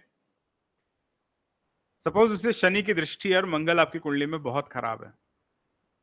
अब आप चाहे कुछ भी कर लीजिए, जब आप बेड को दक्षिण दिशा में बनाएंगे अपने घर की, चाहे उस कमरे के किसी भी कॉर्नर पे रख दीजिए और कैसे भी सो जाइए, आपको ऐसे सपने आएंगे जिसमें युद्ध हो रहा होगा, लड़ाई हो रही होगी, खून खराबा हो रहा होगा, या फिर ऐसे सपने आएंगे कि आप भाग रहे हैं, लोग आपके पीछे भाग रहे हैं, आपको मार रहे हैं, या फिर ऐसे सपने आएंगे जिसको देखकर आप डर जाएंगे, या जो पित्तज प्रकृति वाले स्वप्न होते हैं जिसको हम पित्तज कहते हैं आयुर्वेद में, वो सपने आपको दिखाई देंगे, बिकॉज आपका प्लैनेटरी पोजीशन उस चीज को इंडिकेट कर रहा है, तो इट्स नॉट जस्ट डायरेक्शन।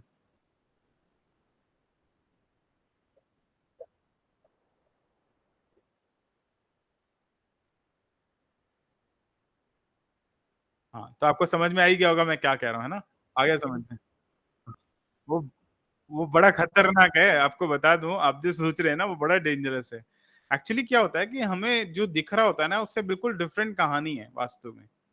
मैं यही तो समझा रहा था कि रो हाउसेज हैं, सबको एक जैसा इंपैक्ट पड़ना चाहिए ना, क्यों नहीं पड़ता? सबका बेड में एक जगह लगा देता हूं, सबको एक जैसे सपने नहीं आएंगे, सबको एक जैसी चीजें नहीं दिखाई देंगी, सब एक तरह से सो नहीं पाएंगे। ऐसा होता है क्योंकि हर व्यक्ति अलग अलग हॉरोस्कोप लेके पैदा हुआ है, उसका एक इंडिविजुअलिस्टिक इम्प्रिंट है। जैसे हैंड प्रिंट्स नहीं होते हमारे, थंब प्रिंट यूनिवर्सल नहीं होते हैं, हर किसी के अलग अलग होते हैं, ऐसे ही वास्तु भी सबका अलग अलग होता है।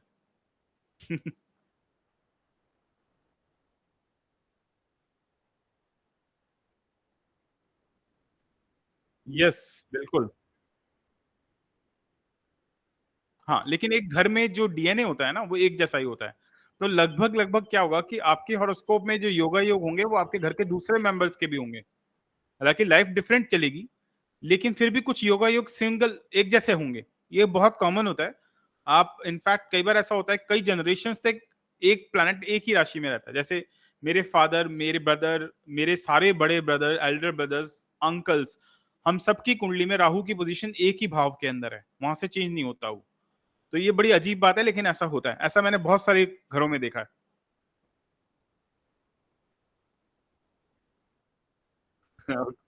ओके, राहुल जी बोलिए। सर प्रणाम। नमस्ते, बोलिए।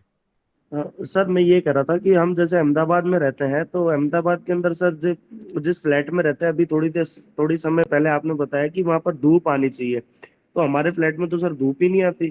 तो फिर मैं आप तो कैसा वापस फील कर रहे हैं बताएं? सर अभी तो एक्चुअली अभी मैं शिफ्ट हुआ हूँ, क्योंकि आप जो मेरा प्रिडिक्शन था वो आप ही ने किया था कि इसी टाइम आपकी 2023 में जॉब लगी थी, तो आपका प्रिडिक्शन बिल्कुल एग्जैक्ट हुआ सर, और उसी टाइम पे मेरी जॉब लगी। तो अभी जॉब लगे हुए अभी मैंने ज्वाइन किया है, तो मेरे को इतना नॉलेज था नहीं, तो मैंने फ्लैट ले लिया, अभी एक कोई डेढ़ बात महीने ही हुआ। कोई बात नहीं राहुल, ले लिया तो कोई टेंशन नहीं है। अब सूर्य नहीं है तो सूर्य को लेने के लिए बाहर जाना पड़ेगा कभी कभी। सुबह शाम सूर्य के दर्शन कर लो, वो भी ठीक है, क्योंकि और कोई तरीका नहीं है ना। लाइट नहीं आ रही तो अभी नहीं आ वैसे रेंट पे लिया है हमने सर घर। रही। रेंट पे लिया है तो जब अगली बार देखो तो थोड़ा देख कर देखना ना, मतलब सनलाइट हो प्रॉपर तो ज्यादा बढ़िया रहेगा। जैसा मैंने अभी बताया था ना, जो एक पहला क्वेश्चन किसी ने पूछा था, मैंने बताया उनको ये 5-6 पॉइंट्स होते हैं जिनका ध्यान रखना चाहिए, तो उसमें वो पॉइंट्स का ध्यान रखोगे तो अच्छा रहेगा। जी सर, एक्चुअली थोड़ा डिप्रेशन तो रहता ही है, मतलब कि थोड़ा सा तो होगा ही। डल डल डल डल सा माहौल रहता है बिल्कुल। मेरी जैसे मिसेज भी है, तो अभी शादी हुई है, तो उसका भी थोड़ा मन नहीं लगता। अभी मेरी मदर भी आई थी, तो उनका भी मन नहीं लग रहा था कि भाई हमारा मन ही नहीं लग रहा, तो वापस राजस्थान चले गए। कोशिश करो घर और चेंज करने की राहुल, कोशिश करो, क्योंकि वो डिप्रेसिव थॉट्स तो पैदा करेगा ही, वो actually health point of view से अच्छा नहीं है ना? हम्म। दैट्स वेरी जी इंपॉर्टेंट। जी जी गुरु जी, प्रणाम प्रणाम। लक्ष्मीपत जी बोलिए।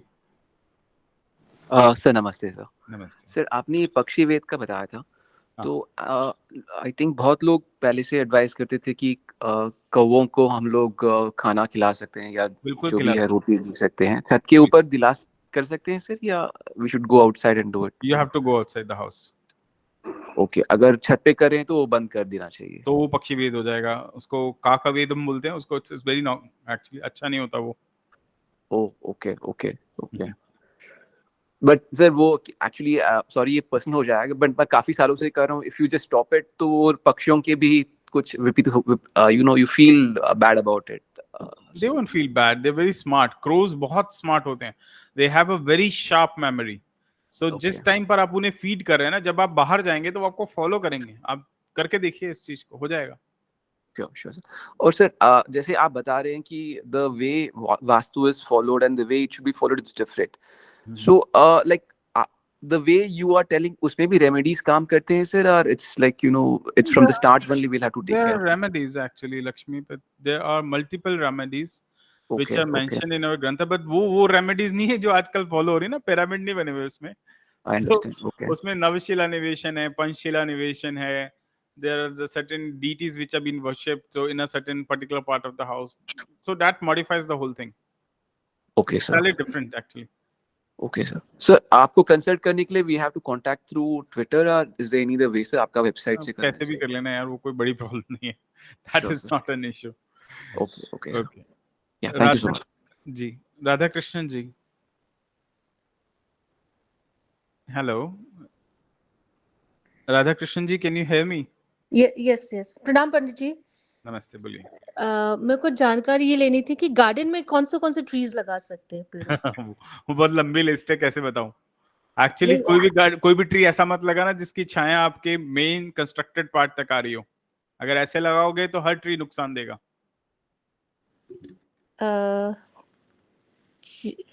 जैसे ऐसे तो मेरा गार्डन काफी बड़ा, सारे किस्म के पेड़ है और कुछ पेड़ घर को छूते भी हैं, तो उसको तो क्या फिर वो आपको कट. नुकसान दे रहे हैं ऑलरेडी. अच्छा, उसे वृक्षवेद कहते हैं, वो नुकसानदायक होता है. ओके. प्लांट्स को ऐसे लगाया जाता है पेरिफेरी में हाँ कि जी. उनकी छाया सूर्य के उगते और डूबने से पहले पहले, जब तक उसकी रोशनी रहती है, उसकी छाया आपके कंस्ट्रक्टेड पार्ट पर नहीं पड़नी चाहिए. हाँ जी. अगर वो पड़ रही है तो आपके घर में छाया वेद है और सूर्य किरण वेद भी है, तो वो दोनों मौजूद होंगे. आपके हॉरोस्कोप में कोई ट्रबल प्लैनेट होगा जिसकी वजह से ये दोनों चीजें हो रही होंगी. तो मैं उसको पेड़ कटवाने की इच्छा तो नहीं, लेकिन जो पार्ट पोर्शन मत घर को छू काटिएगा, रहा है उसको क्योंकि मैं. पेड़ को काटना हत्या के बराबर होता है. अच्छा, let me clear it very clearly. Actually it's very important. किसी भी पेड़ को नहीं काटना चाहिए. जब आप पेड़ को काटते हैं, इतना बड़ा पाप लगता है. जितना मानव हत्या का पाप आपको लगेगा, उतना ही बड़ा पाप लगेगा. स्पेसिफिकली अगर कोई वृक्ष जिसमें फल आ रहे हैं, अच्छा, तो जितनी एक प्रेग्नेंट स्त्री को हत्या करने का पाप आपको लगेगा, उतना ही उस पेड़ को काटने का लगेगा. तो पेड़ को तो काट ही नहीं सकते आप पेड़ को छटवा सकते हैं, विच इज वेरी इजी. वो तो आपको पता ही होगा. हाँ जी उसको जी ऐसे जी. छटवा दीजिए simply, so okay. The problem will solve. That is not an issue, है ना. और उसकी शक्ल ना पड़े, बस ऐसे चटवा दो, काटना मत प्लीज, है ना. जी जरूर जरूर. Totally against it. और जैसे एक अभी आपने फिग प्लांट का भी बोला, तो फिग का ट्री भी है मेरे. फिग बोलने से अंजीर. अंजीर ना. देव वृक्ष होता है एक्चुअली. देखिए, कुछ चीजें ऐसी होती हैं, जैसे पलाश है, फिग है, पाकड़ है, ये आपका कौन सा फल होता है, ये चीकू, इसका हाँ पेड़ होता है, अंगूर होते हैं. ये हाँ जी. चीजें घर के अंदर नहीं होनी चाहिए. एक्चुअली ये क्या है, पर्टिकुलर एक चीजों को अट्रैक्ट करती हैं अपने तरफ. तो अनार. अनार is not allowed actually. Books में लिखा है बकायदा, केले का वृक्ष भी नहीं होना चाहिए. आपको जानकर हैरानी होगी, 99% इंडियंस जो अपने घर में केले का वृक्ष लगाते हैं. केले का वृक्ष घर में नहीं लगाना चाहिए. ओ, मेरे तो काफी सारे पेड़ है केले हाँ, के. वो केले का वृक्ष जब घर में होगा तो आपकी वृद्धि नहीं होगी. वृद्धि समझते हैं आप? हाँ जी हाँ जी. प्रॉस्पेरिटी कहते हैं ना, वो नहीं आएगी. पैसा तो आ जाएगा आपके घर में, लेकिन वो बढ़ेगा नहीं. ठीक है. पैसा भी नहीं आ रहा सर, आता है चला जाता है. चलिए, वो एक अलग बात है. लेकिन जहाँ केले का वृक्ष बढ़ता है, जो पीले रंग के पुष्प होते हैं ना, जिसको अपन क्या बोलते हैं, गेंदे का फूल जो होता है, हाँ जी. येलो कलर का, वो नहीं होना चाहिए. गोल्डन पुष्प नहीं होने चाहिए. देवी के कुछ पुष्प बड़े प्रिय होते हैं, जैसे आपका ये जो अभी कल बात हो रही थी उसके ऊपर, एक फूल होता है ना अपना, ये व्हाइट रंग का, जिसको हम व्हाइट रंग, यहाँ पे चंपा व्हाइट रंग का आता है एक्चुअली. अच्छा अच्छा जी जी. हाँ, चंपा एक्चुअली व्हाइट नहीं होता है, उसका कलर गोल्डन होता है. गोल्डन रेड भी होता है और गोल्डन येलो भी होता है. वो चंपा देवी का प्रिय वृक्ष है. एक्चुअली देवी का ही वृक्ष है, उसको भी घर में नहीं उगा सकते. तो ये सारे अच्छा. वृक्ष निषेध माने गए, क्योंकि ये देव वृक्ष हैं. तो वट जो होता है ना, उनपे यक्षिणियां रहती हैं बहुत सारी, योगिनियां को वास होता है उसके ऊपर.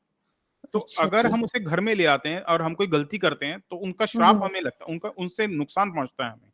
जपा कुसुम नहीं, नीरज, जपा कुसुम की बात नहीं कर रहा हूँ. जपा हाँ कुसुम जी. तो गुड़हल हो गया, और नीरज ने नीचे लिखा एक्चुअली जपा कुसुम नहीं था, चंपा की बात कर रहा था. तो पलाश का मतलब क्या, पारिजात हुआ? हाँ, पलाश रेड कलर का फ्लावर्स नहीं होते हैं, देखे होंगे ना आप? नहीं नहीं देखे. वो बहुत कॉमन, वो भी नहीं उगा सकते. तो there are certain trees which can not be planted. और वो मैंने जो आपको सेकंड रूल बताया, वो तो खराब है. छाया पड़ रही है तो गड़बड़ है. तो पारिजात के पेड़ लगा सकते हैं? नहीं, पारिजात भी नहीं लगाया जाता है. नहीं लगाया जाता. ओ, मेरे तो मुझे तो लगता है मेरे को सारे लिस्ट भेजनी पड़ेगी. आधे तो क्या है, आपको गड़बड़ ऐसे हो जाएगी. देखो, अशोक का पेड़, अभी आजकल हाँ. जो क्रिसमस ट्री उगाते हैं ना अपन लोग, हाँ जी अशोक का हाँ पेड़ जी. नहीं उगता है, क्रिसमस ट्री जैसा उगाते हैं वो. ऐसे उसको अशोक के पत्ते, आशापान के पत्ते बोलते लोग, काफी जगह बिकते भी हैं वो इसी नाम से। वो एक्चुअली अशोक का पेड़ नहीं है, अशोक का पेड़ असल में बहुत बड़ा होता है साइज में। हाँ तो हाँ लोगों को अशोक के पेड़ के बारे में ही मालूम नहीं है, जैसे चंपा के बारे में मालूम नहीं। चंपा सफेद रंग का समझते हैं लोग, क्योंकि हाँ हमारे जी यहाँ चंपा उसी को बोलते हैं, लेकिन वो चंपा है नहीं एक्चुअल में। तो ऐसे हम्म कई वृक्ष हैं, जैसे फॉर एग्जाम्पल एक वो मदार का पेड़ होता है जिसको लोग आजकल बहुत सफेद आंकड़ा उगा रहे हैं। जो सफेद आंकड़ा आप देख रहे हैं वो एक्चुअली धतूरा है, और जो एक्चुअल अच्छा सफेद आंकड़ा होता है वो आपको देखने को ही नहीं मिलेगा। मैं फूलों की बात नहीं कर रहा हूँ, बैंगनी और सफेद फूलों की, मैं एक्चुअल सफेद आंकड़े की बात कर रहा हूँ जो बहुत दुर्लभ होता है, और वो वृक्ष होता है, पौधा नहीं होता।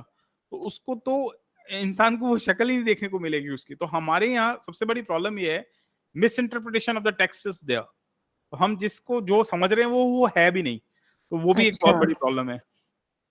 तो जैसे मेरे एक रुद्राक्ष का पेड़ भी था आप तो मैंने उसको शिफ्ट करने की कोशिश की थी, लेकिन वो फिर खराब बचा हो नहीं, गया होगा। वहां मर गया पेड़, हाँ, बचा बचा नहीं नहीं। होगा। ज्यादा पेड़ मत लगाओ, नुकसान पहुंचेगा। शनि हाँ जरूर आपके घर में जरूर गड़बड़ में है कहीं ना कहीं, 100% आपके हॉरोस्कोप में शनि और जितने भी हरी आरी वाली राशियां हैं ना, उनके साथ कुछ गड़बड़ है आपकी कुंडली में। शायद शायद है ये ऐसा चीज। होता है, ऐसा होता है, तभी ऐसा हो रहा है, नहीं तो ऐसा नहीं होगा ना। It's a very simple thing. ठीक है पंडित जी, हम आपको कांटेक्ट करेंगे कोई बात राशि नहीं, के आराम लिए। से कीजिएगा। Thank you Deepak, so much, thank you yes thank you. Deepak ji बोलिए प्लीज। नमस्ते गुरुजी। नमस्ते। गुरुजी, कुछ महीने पहले एक स्पेस ऑर्गेनाइज किया था वास्तु के लिए, तो उसमें एक आपने डिस्कस किया था कि जैसे कोई घर बना हुआ है लैंड पे ऑलरेडी, अगर उसको तोड़ के बनाना हो तो it is not advisable, right? But sir उसका मतलब कैसे करना चाहिए अगर कुछ तोड़ फोड़ करके नया बनाना हो नहीं, तोड़ घर सकते हैं तो? अपन। देखिए क्या होता है, आपको बड़ी हैरानी होगी सुनकर। आपको इनफैक्ट कोई वास्तुशास्त्री नहीं बोलेगा ये बात के लिए, but this is mention in all the vastu books. जब हम वास्तु को तोड़ते हैं ना किसी भी उसको, तो हमें बहुत बड़ा पाप लगता है, क्योंकि वहां जो डीटीज होते हैं ना वो एक पर्टिकुलर एरिया में असेंबल हो जाते हैं। जब हम उसे तोड़ते हैं तो हमें न सिर्फ उसका भुगतान करना पड़ेगा, हमें उसका नुकसान भी उठाना पड़ेगा। उसका जो रेमेडियल पार्ट है उसमें साफ लिखा है कि आप पहले उस वास्तु की पूजा करेंगे, वहां पूजा करेंगे, उन सबसे क्षमा मांगेंगे, उनसे ये बोलेंगे, मेंटली भी बोल सकते हैं कि हम इस जगह को तोड़ने जा रहे हैं, हम इसके लिए क्षमा चाहते हैं, अब आप हमें आज्ञा दीजिए इसको तोड़ने की, समथिंग लाइक दैट। और वैनाशिक कुछ नक्षत्र होते हैं जहां तोड़ने का काम किया जाता है ना। जैसे कुछ नक्षत्र शुभ होते हैं जहां पर हमें कंस्ट्रक्शन करना होता है या किसी चीज की बढ़ोतरी करनी होती है। ऐसे ही कुछ नक्षत्र होते हैं जो खराब होते हैं जहां चीजों को तोड़ा जाता है, तो उन नक्षत्रों का चुनाव करके उस चीज को तोड़ना चाहिए। तो ये रिकमेंडेड सिस्टम तो यही है। और जो नॉन रिकमेंडेड सिस्टम है वो ये है कि आप तोड़ दीजिए, फिर थोड़े दिन बाद आपको उसका इम्पैक्ट झेलना पड़ेगा। हाँ सर, करेक्ट सर। उसका मतलब एक लॉजिकल ये भी समझ में आता है क्योंकि उस घर में बहुत सारी पूजा हुई रहती है। Obviously this is one of the reasons. But क्या होता है कि और भी कई चीजें होती है जो दिखाई नहीं देती। मैं आपको बहुत एग्जांपल्स बता सकता हूँ जहां पर लोगों ने घर तोड़ा और आपको हैरानी होगी कि वहां जो मालिक था उसकी डेथ ही हो गई। और एक नहीं, ऐसे बहुत सारे एग्जाम्पल हैं, मेरी आंखों के सामने हुए हैं। उसने घर तोड़ा, और एक्चुअली क्या होता है, लोग सुनते नहीं है। जैसे मैं बोल भी दूंगा ना तो लोगों को लगेगा ये तो ऐसे ही कह रहा है। होता है ना कई बार ऐसा कि हम तो, हमारी तो कोई वैल्यू नहीं है, तो कोई बात नहीं। तो I just keep on watching those things and observation says कि बहुत सारे लोगों के साथ, in fact 2 of them are very I've seen them in my life, दोनों मर गए, दोनों का डेथ हो गया, मकान बनते बनते ही चले गए दोनों। सो और वो तभी हुआ जब उन्होंने मकान तोड़ा और फिर उसके बाद बनाने की कोशिश की, कुछ समय बाद वो चल बसे। तो इससे वेरी डेंजरस थिंग। और बकायदा बुक्स में यही चीज मेंशन्ड है। ठीक है, आपकी दशा अच्छी चल रही है तो आप बीमार पड़ जाओगे, लेकिन दशा खराब चल रही है और अपने मकान तोड़ दिया तो फिर गड़बड़ हो जाएगी। सर ये मतलब जैसे घर में कुछ तोड़फोड़ करवाते हैं लोग, जैसे कुछ सही करवाना हो तो वो भी उसके लिए भी मतलब उसमें ऐसा भी मतलब माफी मांग लेनी चाहिए। इट्स बेटर कि हम माफी मांग लें पहले। Correct sir. मेरे केस में घर में मतलब कैसा हुआ है ना कि मतलब एक छोटा सा काम निकाला 1 महीने का काम 6 महीना अटक गया किसी न किसी रीजन से। तो हाँ, मैं वो उस ऐसा ही होता है। स्पेस में जब वो रिलेट कर पाया था मैं कि आपने बहुत सही बात बोली है। एग्जैक्टली ऐसा होता है। तो I have seen this because ये सब चीजें ग्रंथों में ही मेंशन्ड है। एक्चुअली लोग इसको सुनते नहीं है, ध्यान से पढ़ते नहीं है। This things are already mentioned कि आप घर को तोड़ेंगे और ढंग से नहीं करेंगे तो गड़बड़ होगा। It's very common. Correct correct. And sir other question, जैसे कोई लैंड ली है हमने, तो सर आपका एक ट्वीट देखा था, काफी अच्छा ट्वीट था, उसमें आपने कुछ मेथड्स बताई हुई थी कि किस टाइप की लैंड है ये। जी। मतलब वेदर इट इज सूटेबल, कुछ मेथड्स बताई हुई थी कि ये देव है, कैसी लैंड है, whether it will be suitable for you और नॉट। तो सर जैसे कोई लैंड परचेस करना चाहता है कोई, राइट, इन्वेस्टमेंट के लिए, रहने के लिए। तो sir is it advisable always कि मतलब वो मेथड फॉलो करना चाहिए, पूछ लेना चाहिए किसी से? इट्स बेटर कि आप लैंड परचेज करें, तो वो तो वहां से तो वास्तु शुरू होता है। एक्चुअली हाँ, हाँ। मकान बनने के बाद वास्तु शुरू नहीं होता। वास्तु शुरू होता है जहां से हम मकान की भूमि खरीदते हैं। भूमि खरीदते हैं ना, वहां से वास्तु शुरू होता है, क्योंकि वहां जो टोपोग्राफी है वो इम्पोर्टेंट है। जैसे पुलिया है, शमशान है, कॉर्नर है, बार्बर शॉप है, मीट शॉप है, बार है। There are thousands and thousands of things which needs to be observed when you're buying a land. There are general things also. I made a video on that. YouTube पे वो video आपको मिल जाएगा बड़ी आसानी से। उसमें मैंने बताया है कौन से पॉइंट्स जरूरी हैं। But yes, yes. अगर हम इसको इन डेप्थ लेवल पर जाएंगे तो हमें बहुत सारी चीजें देखनी पड़ेंगी कि रेलवे लाइन तो नहीं है, या फिर वो किस जगह बना है, वहाँ की भूमि कैसी है, उसका रंग कैसा है। There are 4 different kind of soils which are required for 4 different kind of वर्ना। वो चीज, प्लांटेशन कैसा है, टोपोग्राफी कैसी है, स्लोप कैसा है, जिसको हम प्लव बोलते हैं, ये बहुत इंपॉर्टेंट फैक्टर है जिसको वास्तुशास्त्री देखते ही नहीं है। प्लव ही सबसे इंपॉर्टेंट फैक्टर है। इनफैक्ट वो डिसिसिव फैक्टर होता है आपकी लाइफ को तोड़ने और खराब करने में। तो वो ये सारी चीजें इंपॉर्टेंट होती हैं। पर अगर आपकी दशा खराब चल रही है तो ही ये देखना चाहिए। जब आपकी दशा सही चल रही है तो आपको मकान ऑटोमेटिकली अच्छा ही मिलेगा। Right sir, right. Thanks lot sir. एक लास्ट क्वेश्चन है सर, भारतीय वेद विज्ञान परिषद से सर, मतलब वास्तु आप सिखाते भी हैं मतलब? It's going on. अभी तो 2 साल हो गया ना। We are already doing that. The course is going on. अभी जनवरी में खत्म हो जाएगा। We will start the next batch जनवरी के बाद। Okay, thanks lot sir, thanks lot sir. I follow lot. मतलब मेरा पूरा जो दिन मेरा स्टार्ट होता है आपके ट्वीट से स्टार्ट होता है। The moment I refresh my Twitter, I always see the first thing it is your tweet. Thanks lot. Thank you ji. Indian भिक्षु जी प्लीज बोलिए। आप पहले भी आए थे, फिर सुना नहीं था। Hello, can you hear me? Hello sir. Yes, बोलिए। सर आपने जैसे भी पेड़ वाली बात करी, तो उसमें एक सिंपल चीज़ है। जैसे मैंने नोटिस करा कि जो मेरे घर के सामने नीम का पेड़ है, और उसकी छाया मतलब जो सूरज 24 घंटे जो मेरे घर के दरवाजे पे पड़ती है, तो क्या ये भी एक दोष है? हाँ, ऑफ कोर्स, ये तो दोष है ही ना। ओके। और मतलब काफी बड़ा है और मतलब पड़ता है पूरा, तो वो कैसे दूर तो कर सकते हैं सर? इसका कोई तरीका नहीं है, पेड़ छाटना पड़ेगा आपको। बस यही सवाल था sir. Thank you very much ji. Anybody else who wants to ask the question? Because किसी और ने रेज नहीं कर रखा है। Let's take up the comments. I think there is comments also. जी वो कहलावत है ना, समय बलवान हो तो मेरी देहरी पर फिर से कदम मत ना धमकी। Harish Patil regarding the Vigraha question asked. We have the Vigraha of Kuladevi, Ganpati ji and Napurnama. Do these Vigraha also have to be removed from the puja? No, Vigraha doesn't need to be removed. Actually Ganpati ji और कुल देवता जो होते हैं ये तो already विग्रह में होते ही हैं, इनका तो होना जरूरी है। विग्रह की बात का मतलब होता है मूर्तियों का होना। जब मूर्तियां रखते हैं हम, तो उसके लिए निषेध सिस्टम है एक्चुअल में, और वो चीज की मनाही है। गणेश जी को रखने की और कुलदेवी को रखने की मनाही नहीं है ना। और तुलसी के अलावा कौन से पौधे लगा सकते हैं? There are thousands of plants, so I can't tell you. Indoor plants जैसे money plant, snake plant, palm tree, jade plant, ऐसा इसके बारे में कुछ खास लिखा हुआ नहीं है, तो कोई प्रॉब्लम भी नहीं है। और बताइए, और किसको पूछना है क्वेश्चन? यस विद्या, बोलिए। हेलो। हाँ विद्या जी, आई कैन हियर यू, बोलिए। नमस्कार सर। सर मेरे को ना यही पूछना था, आपने जैसे बोला ना जब हम कोई घर कंस्ट्रक्ट करते हैं तो तोड़ के तो पूजा करवानी चाहिए वहाँ की, जो वास्तु देवी देवता बैठे हैं, तो वो पंडित से करवानी कैसे करनी, बस मेरे को यही जानना है। एक्चुअली प्लान कर रहे थे एक अपनी मम्मी पापा का घर कंस्ट्रक्ट कराने का। आपकी आवाज क्लियर नहीं आ रही है। मैं आपको यहाँ तक तो समझ गया कि आप कह रहे हैं घर तोड़ करके बनवाते हैं तो पूजा करनी चाहिए, ऐसा कुछ बोला आपने? पूजा कैसे करवानी, मेरे को बस ये जानना है। पूजा तो वो तो पंडित जैसा भी करेगा वो वैसे ही करेगा, उसका कोई ऑप्शन नहीं है। वो तो लंबा जो प्रोसेस जो है ना, वो सिंपल प्रोसेस है। जितने पद देवता होते हैं उनकी उपासना, वैसे तो देखो नए घर में तो बहुत लंबा प्रोसेस होता है। जितने पद देवता होते हैं उनकी बलि लगती है, उनको कहा जाता है अब आप छोड़ दो, हम इस जगह के मालिक हैं, व्हाटएवर।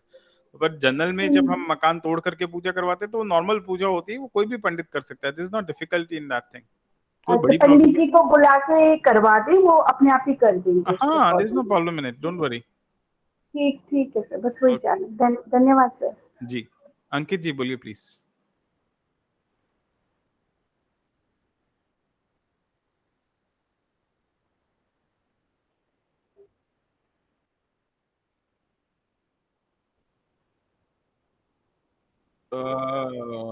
इस बात पे हम लोग बहुत ज्यादा डिस्कशन कर चुके हैं ऑलरेडी।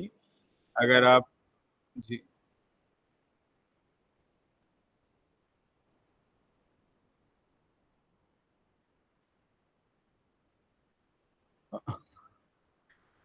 मूर्ति तो रख ही नहीं सकते दीपक जी, मूर्ति नहीं रख सकते हैं, मूर्ति तो निषेध है घर के अंदर।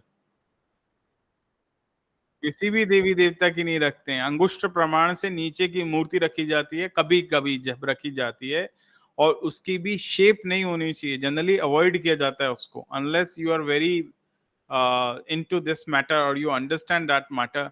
अंगुष्ठ प्रमाण से नीचे की जो मूर्ति होती है उसमें भी उनके हाथ पैर मुंह जो होते हैं उसके लिए निषेध है, और उसको एक प्रतीकात्मक तौर पे रखा जाता है। गणेश जी को भी चित्र के रूप में या प्रतीकात्मक तौर पे जो उनकी मूर्ति बनी होती है छोटी, वो रखी जाती है घर के अंदर। कुल देवता के साथ भी यही रूल अप्लाई होता है, कोई और मूर्ति घर में नहीं रख सकते हैं। तस्वीरों पे कोई रूल अप्लाई नहीं होता, तस्वीरों में प्राण ही नहीं होता, वो भाव के लिए होते हैं।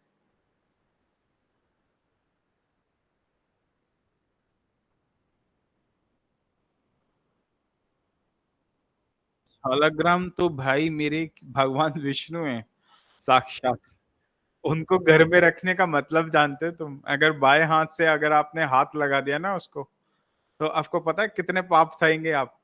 अगले कई जन्मों तक नरक में जन्म होता रहेगा, नरक ही जाता रहेगा व्यक्ति, पता है आपको? केवल बाएं हाथ से छू देंगे अगर आप शालग्राम जी को, तो इतना बड़ा पाप लगता है जितना कि आप सोच भी नहीं सकते। क्योंकि शालग्राम कोई पत्थर नहीं है, वो भगवान है स्वयं। उसको घर में नहीं रखते हैं, टोटली रिस्ट्रिक्टेड। लोग करते हैं, मुझे पता है, एंड आई डोंट केयर, क्योंकि जो सच है वो सच ही रहेगा, कोई फर्क नहीं पड़ने वाला उससे।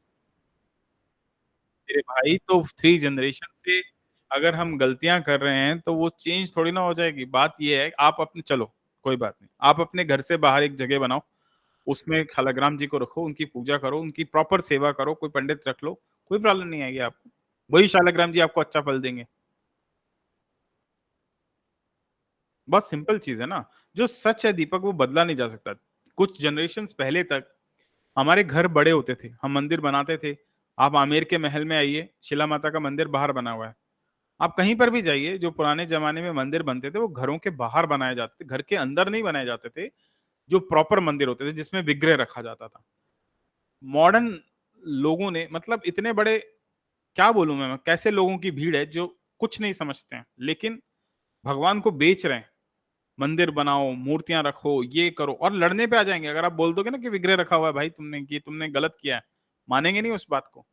क्योंकि ऐसा इसलिए होता है क्योंकि जिस देवता की आप उपासना कर रहे हैं, उस देवता के जो रेसिड्यूल, जो उसके साथ चलने वाले उपदेवता है ना, या फिर जो खराब चीजें हैं, वो आपको पकड़ लेंगी। आपका थोड़े दिन भला करेंगे, उसके बाद आपका बुराई करती रहेंगी वो। तो वो जब आपको जकड़ लेती है ना, तो आपका दिमाग काम नहीं करता, आप हेलुसिनेट करने लग जाते हो, आपको सामने वाला जो सच बोलेगा आपको समझ में नहीं आएगा। So you will keep fighting that question instead of correcting yourself. That is a very common thing. So मेरे को कोई फर्क नहीं पड़ता, क्योंकि सच तो सच ही रहने वाला है, वो बदलने वाला नहीं है। तो अगर आप भगवान को बाहर मेंटेन कर सकते हो घर से, कोई इशू नहीं है, मेरे को कोई प्रॉब्लम नहीं है। और हमारे घर कितने छोटे हैं पता है ना आजकल, जगह नहीं है लोगों के पास।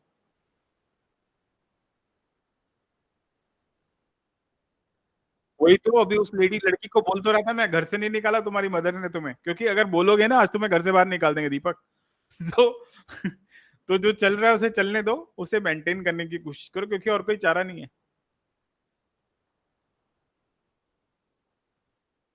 अगर सच बोलोगे तो सूली पे चढ़ा दिए जाओगे।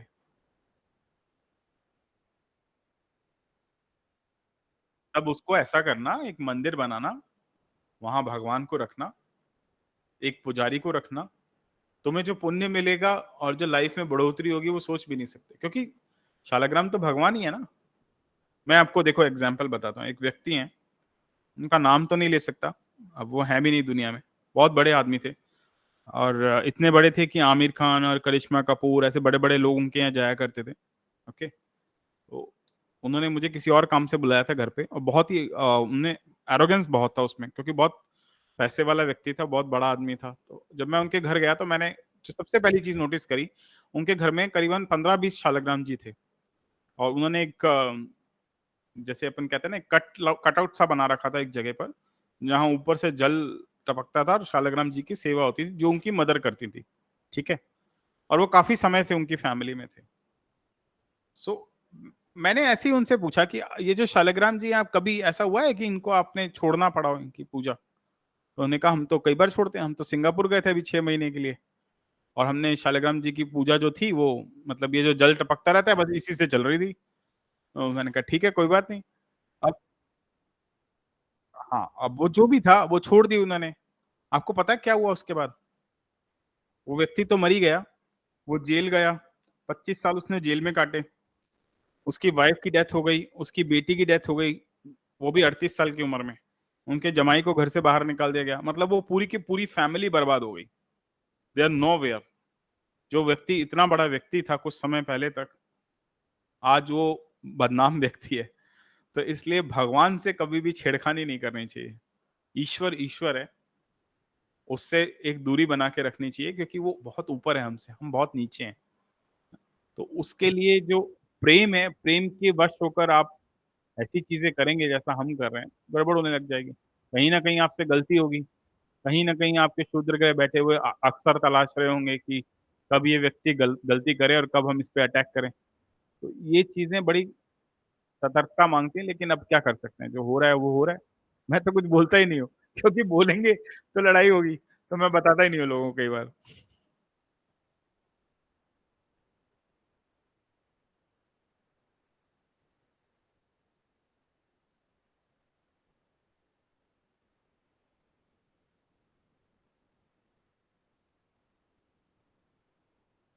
अभी तो बताया ना जनरल चीजें कौन सी थी, पहले बताया ना, एक बंदे ने पूछा, बस वही होती है, और कोई जनरल चीज है ही नहीं, और तो फिर सब कुछ स्पेसिफिक हो जाएगा ना।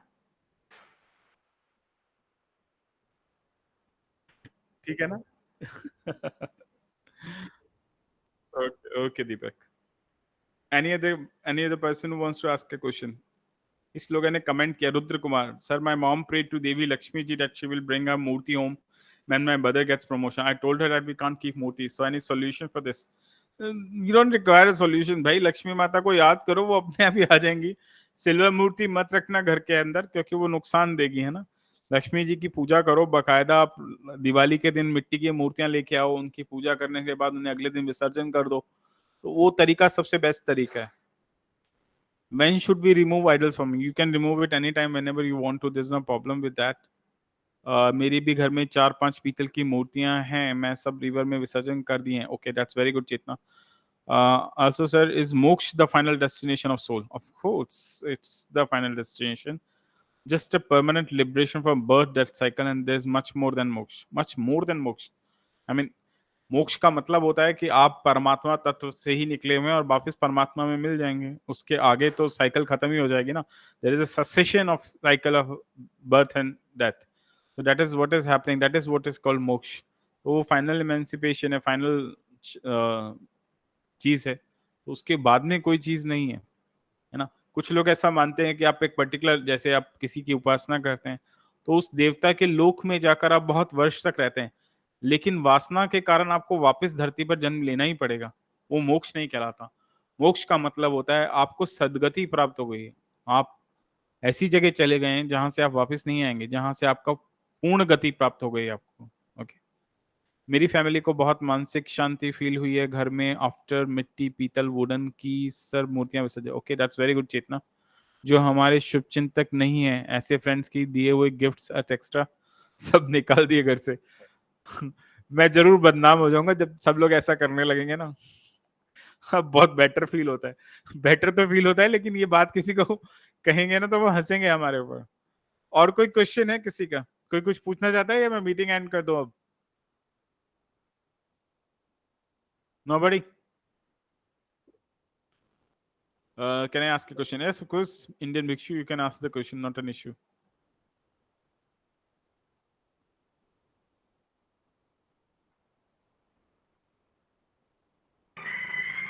Hello sir. हाँ बताओ। सर बहुत सिंपल क्वेश्चन है, एक्चुअली मुझे अभी याद आ गया कि पीछे का करीब आज म्यूजिक से बंद कर दो करीब यार, एक बार पीछे का ओ, गाना तो बंद करो, मुझे सुनाई नहीं दे रहा। पापा सुन रहे हैं। सर मेरा सवाल ये था कि जैसे मतलब बहुत साल पहले की बात है कि मैं मेडिटेशन करता था और मतलब बहुत सिंपल, लेकिन सर मतलब 2 ही 3 दिन ऐसा हुआ कि मतलब मेरे को बहुत जैसा आप अभी मार बता रहे थे ना कि वॉर युद्ध जैसे सपने आने लगेंगे, तो मेरे को मेडिटेशन करते टाइम वैसे मतलब सपने आने लगे थे। फिर मैंने मतलब मेडिटेशन डर के मारे बंद कर दिया था सर, इस चलते। और अभी भी सर कभी कभी युद्ध के सपने आते हैं मुझे, मतलब वॉर के। ओके, तो ये मतलब समस्या है सर। ऐसा हो सकता है, वो कोई बड़ी बात नहीं है, बट वो किसी भी वजह से हो सकता है ना, मैं वजह नहीं पता। मूर्ति विसर्जन पर आपके विचार क्या है? मूर्ति विसर्जन तो करना ही चाहिए ना, वो तो करते ही हैं हम, तो कोई इशू ही नहीं है उसमें। तो गणेश जी की मूर्ति करते हैं ना अपन, जब गणपति उत्सव आता है तो मूर्ति विसर्जन करने जाते हैं, उनको रखते हैं। जब जब वो हमारे घर में रहते हैं तब पूरी पूजा भी तो होती है प्रॉपरली।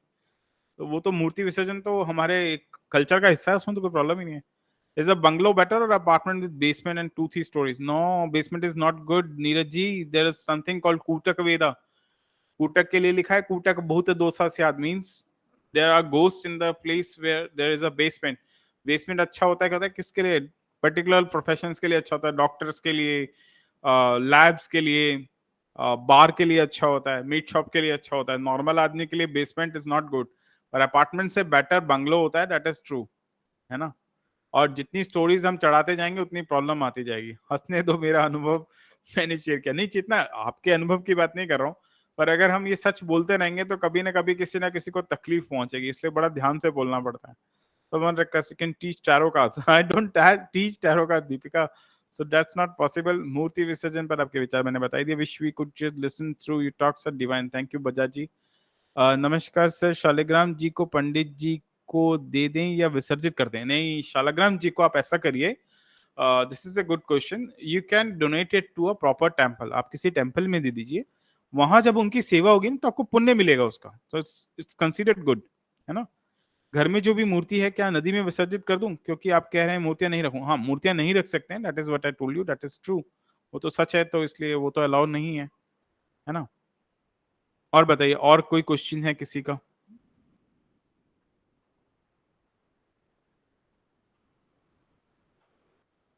हाँ जी, अंकित जी बोलिए। शिवलिंग एट होम, शिवलिंग नहीं रखते अंकित जी। भगवान शंकर तो मरघट में रहते हैं, उनको घर के अंदर शिवलिंग को नहीं लाया जाता है भाई। लोग ले आते हैं, मुझे पता है ये बात। अब क्या होता है कि लोगों को बड़ा प्रेम होता है भगवान से, उस प्रेम के चक्कर में वो ले तो आते हैं, लेकिन जो रिस्ट्रिक्टेड है वो रिस्ट्रिक्टेड है। शिवलिंग के साथ शिव परिवार होता है पूरा। अगर आप मंदिर में जाएंगे ना तो भगवान शंकर को ऐसे अकेले नहीं पूजा जाता है कभी भी। ये क्या लिखा है चेतना ने? लेट्स मी सी। प्रभु भोले भाले को कैसे हैंडल करोगे? भोले बाबा को कैसे हैंडल करोगे? प्रभु हाँ, भोले बाबा को तो हैंडल नहीं कर सकते ना। वैसे भी वो, उनका रिलेशन ऐसी चीजों से है कि उनको घर में नहीं लाना चाहिए शिवलिंग को। शिवलिंग घर से बाहर ही रखा जाता है, या फिर उनकी पूजा बकायदा मंदिर के अंदर होती है। That's very important. So what is the good book for study material for palmistry? Palmistry के लिए तो बहुत सारी बुक्स हैं, हस्त संजीवन है, बहुत सारे हैं। So you can just by that material from websites like Amazon and all that. And Vedic astrology, you can buy Light on Astrology by Hart Daflow or Astrology Without Tears from K.N. Rao sir.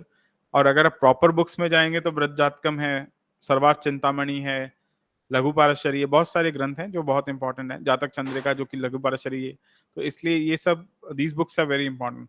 Bell leaves का plant घर पे रखना नहीं चाहिए? Yes, नहीं रखना चाहिए।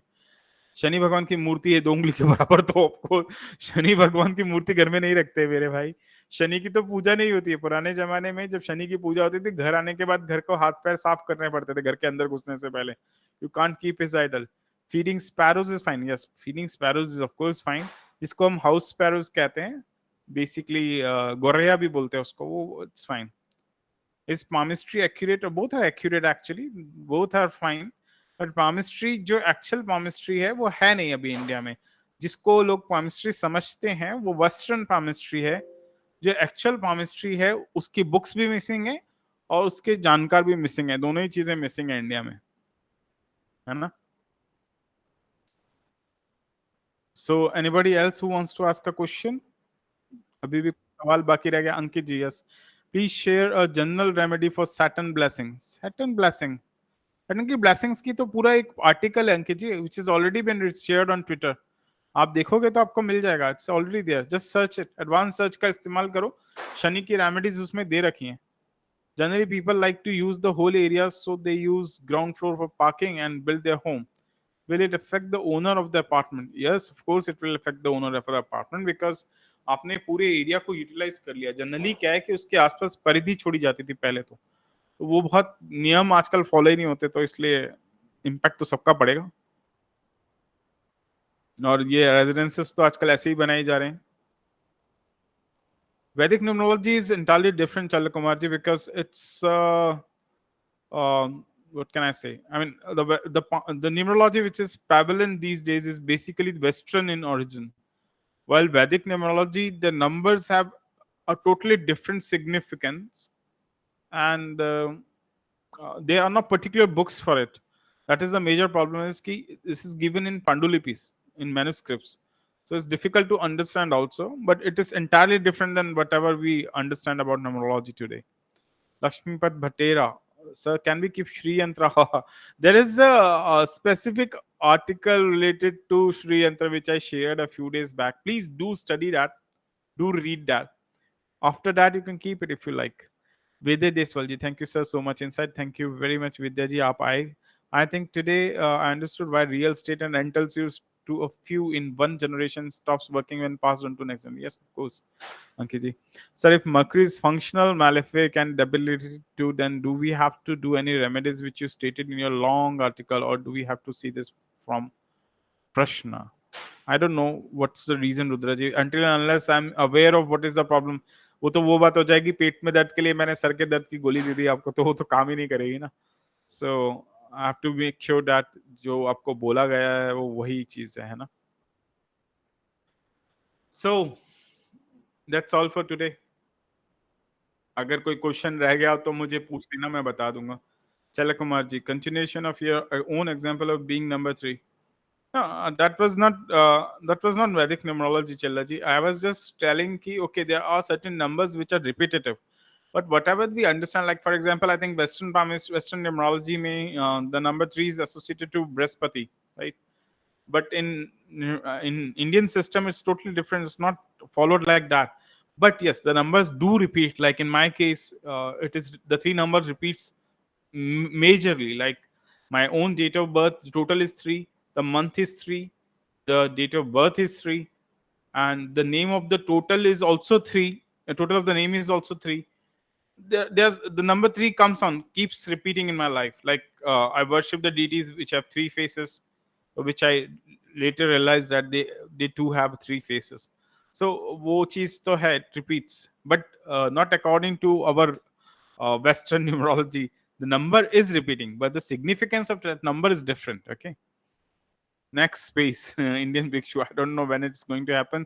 So, in any way to access previous spaces online discussion? Yes, it is already there, Ankit. You can always check back the spaces. I also shared it in a recent comment. I think today only I shared the previous spaces, so you can check it. Is there any way by appearance like damages, etc., we can understand the house is affected by Naga dosha, sir? Wow Neeraj ji, आप तो बहुत serious question पूछ रहे हैं।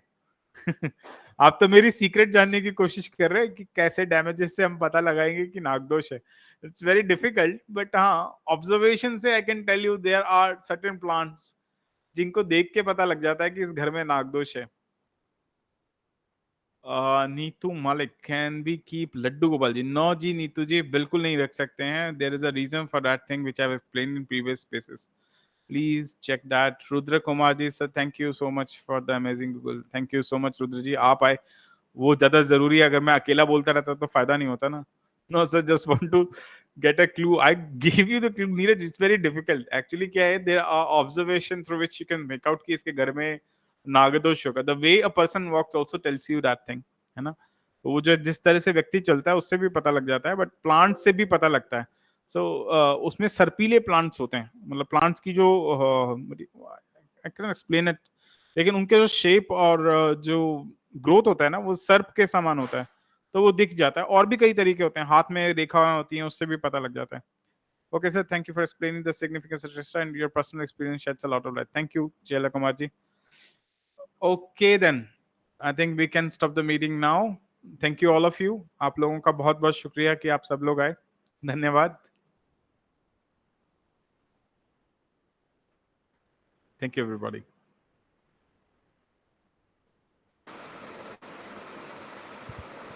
Thank you, sir. Thank you.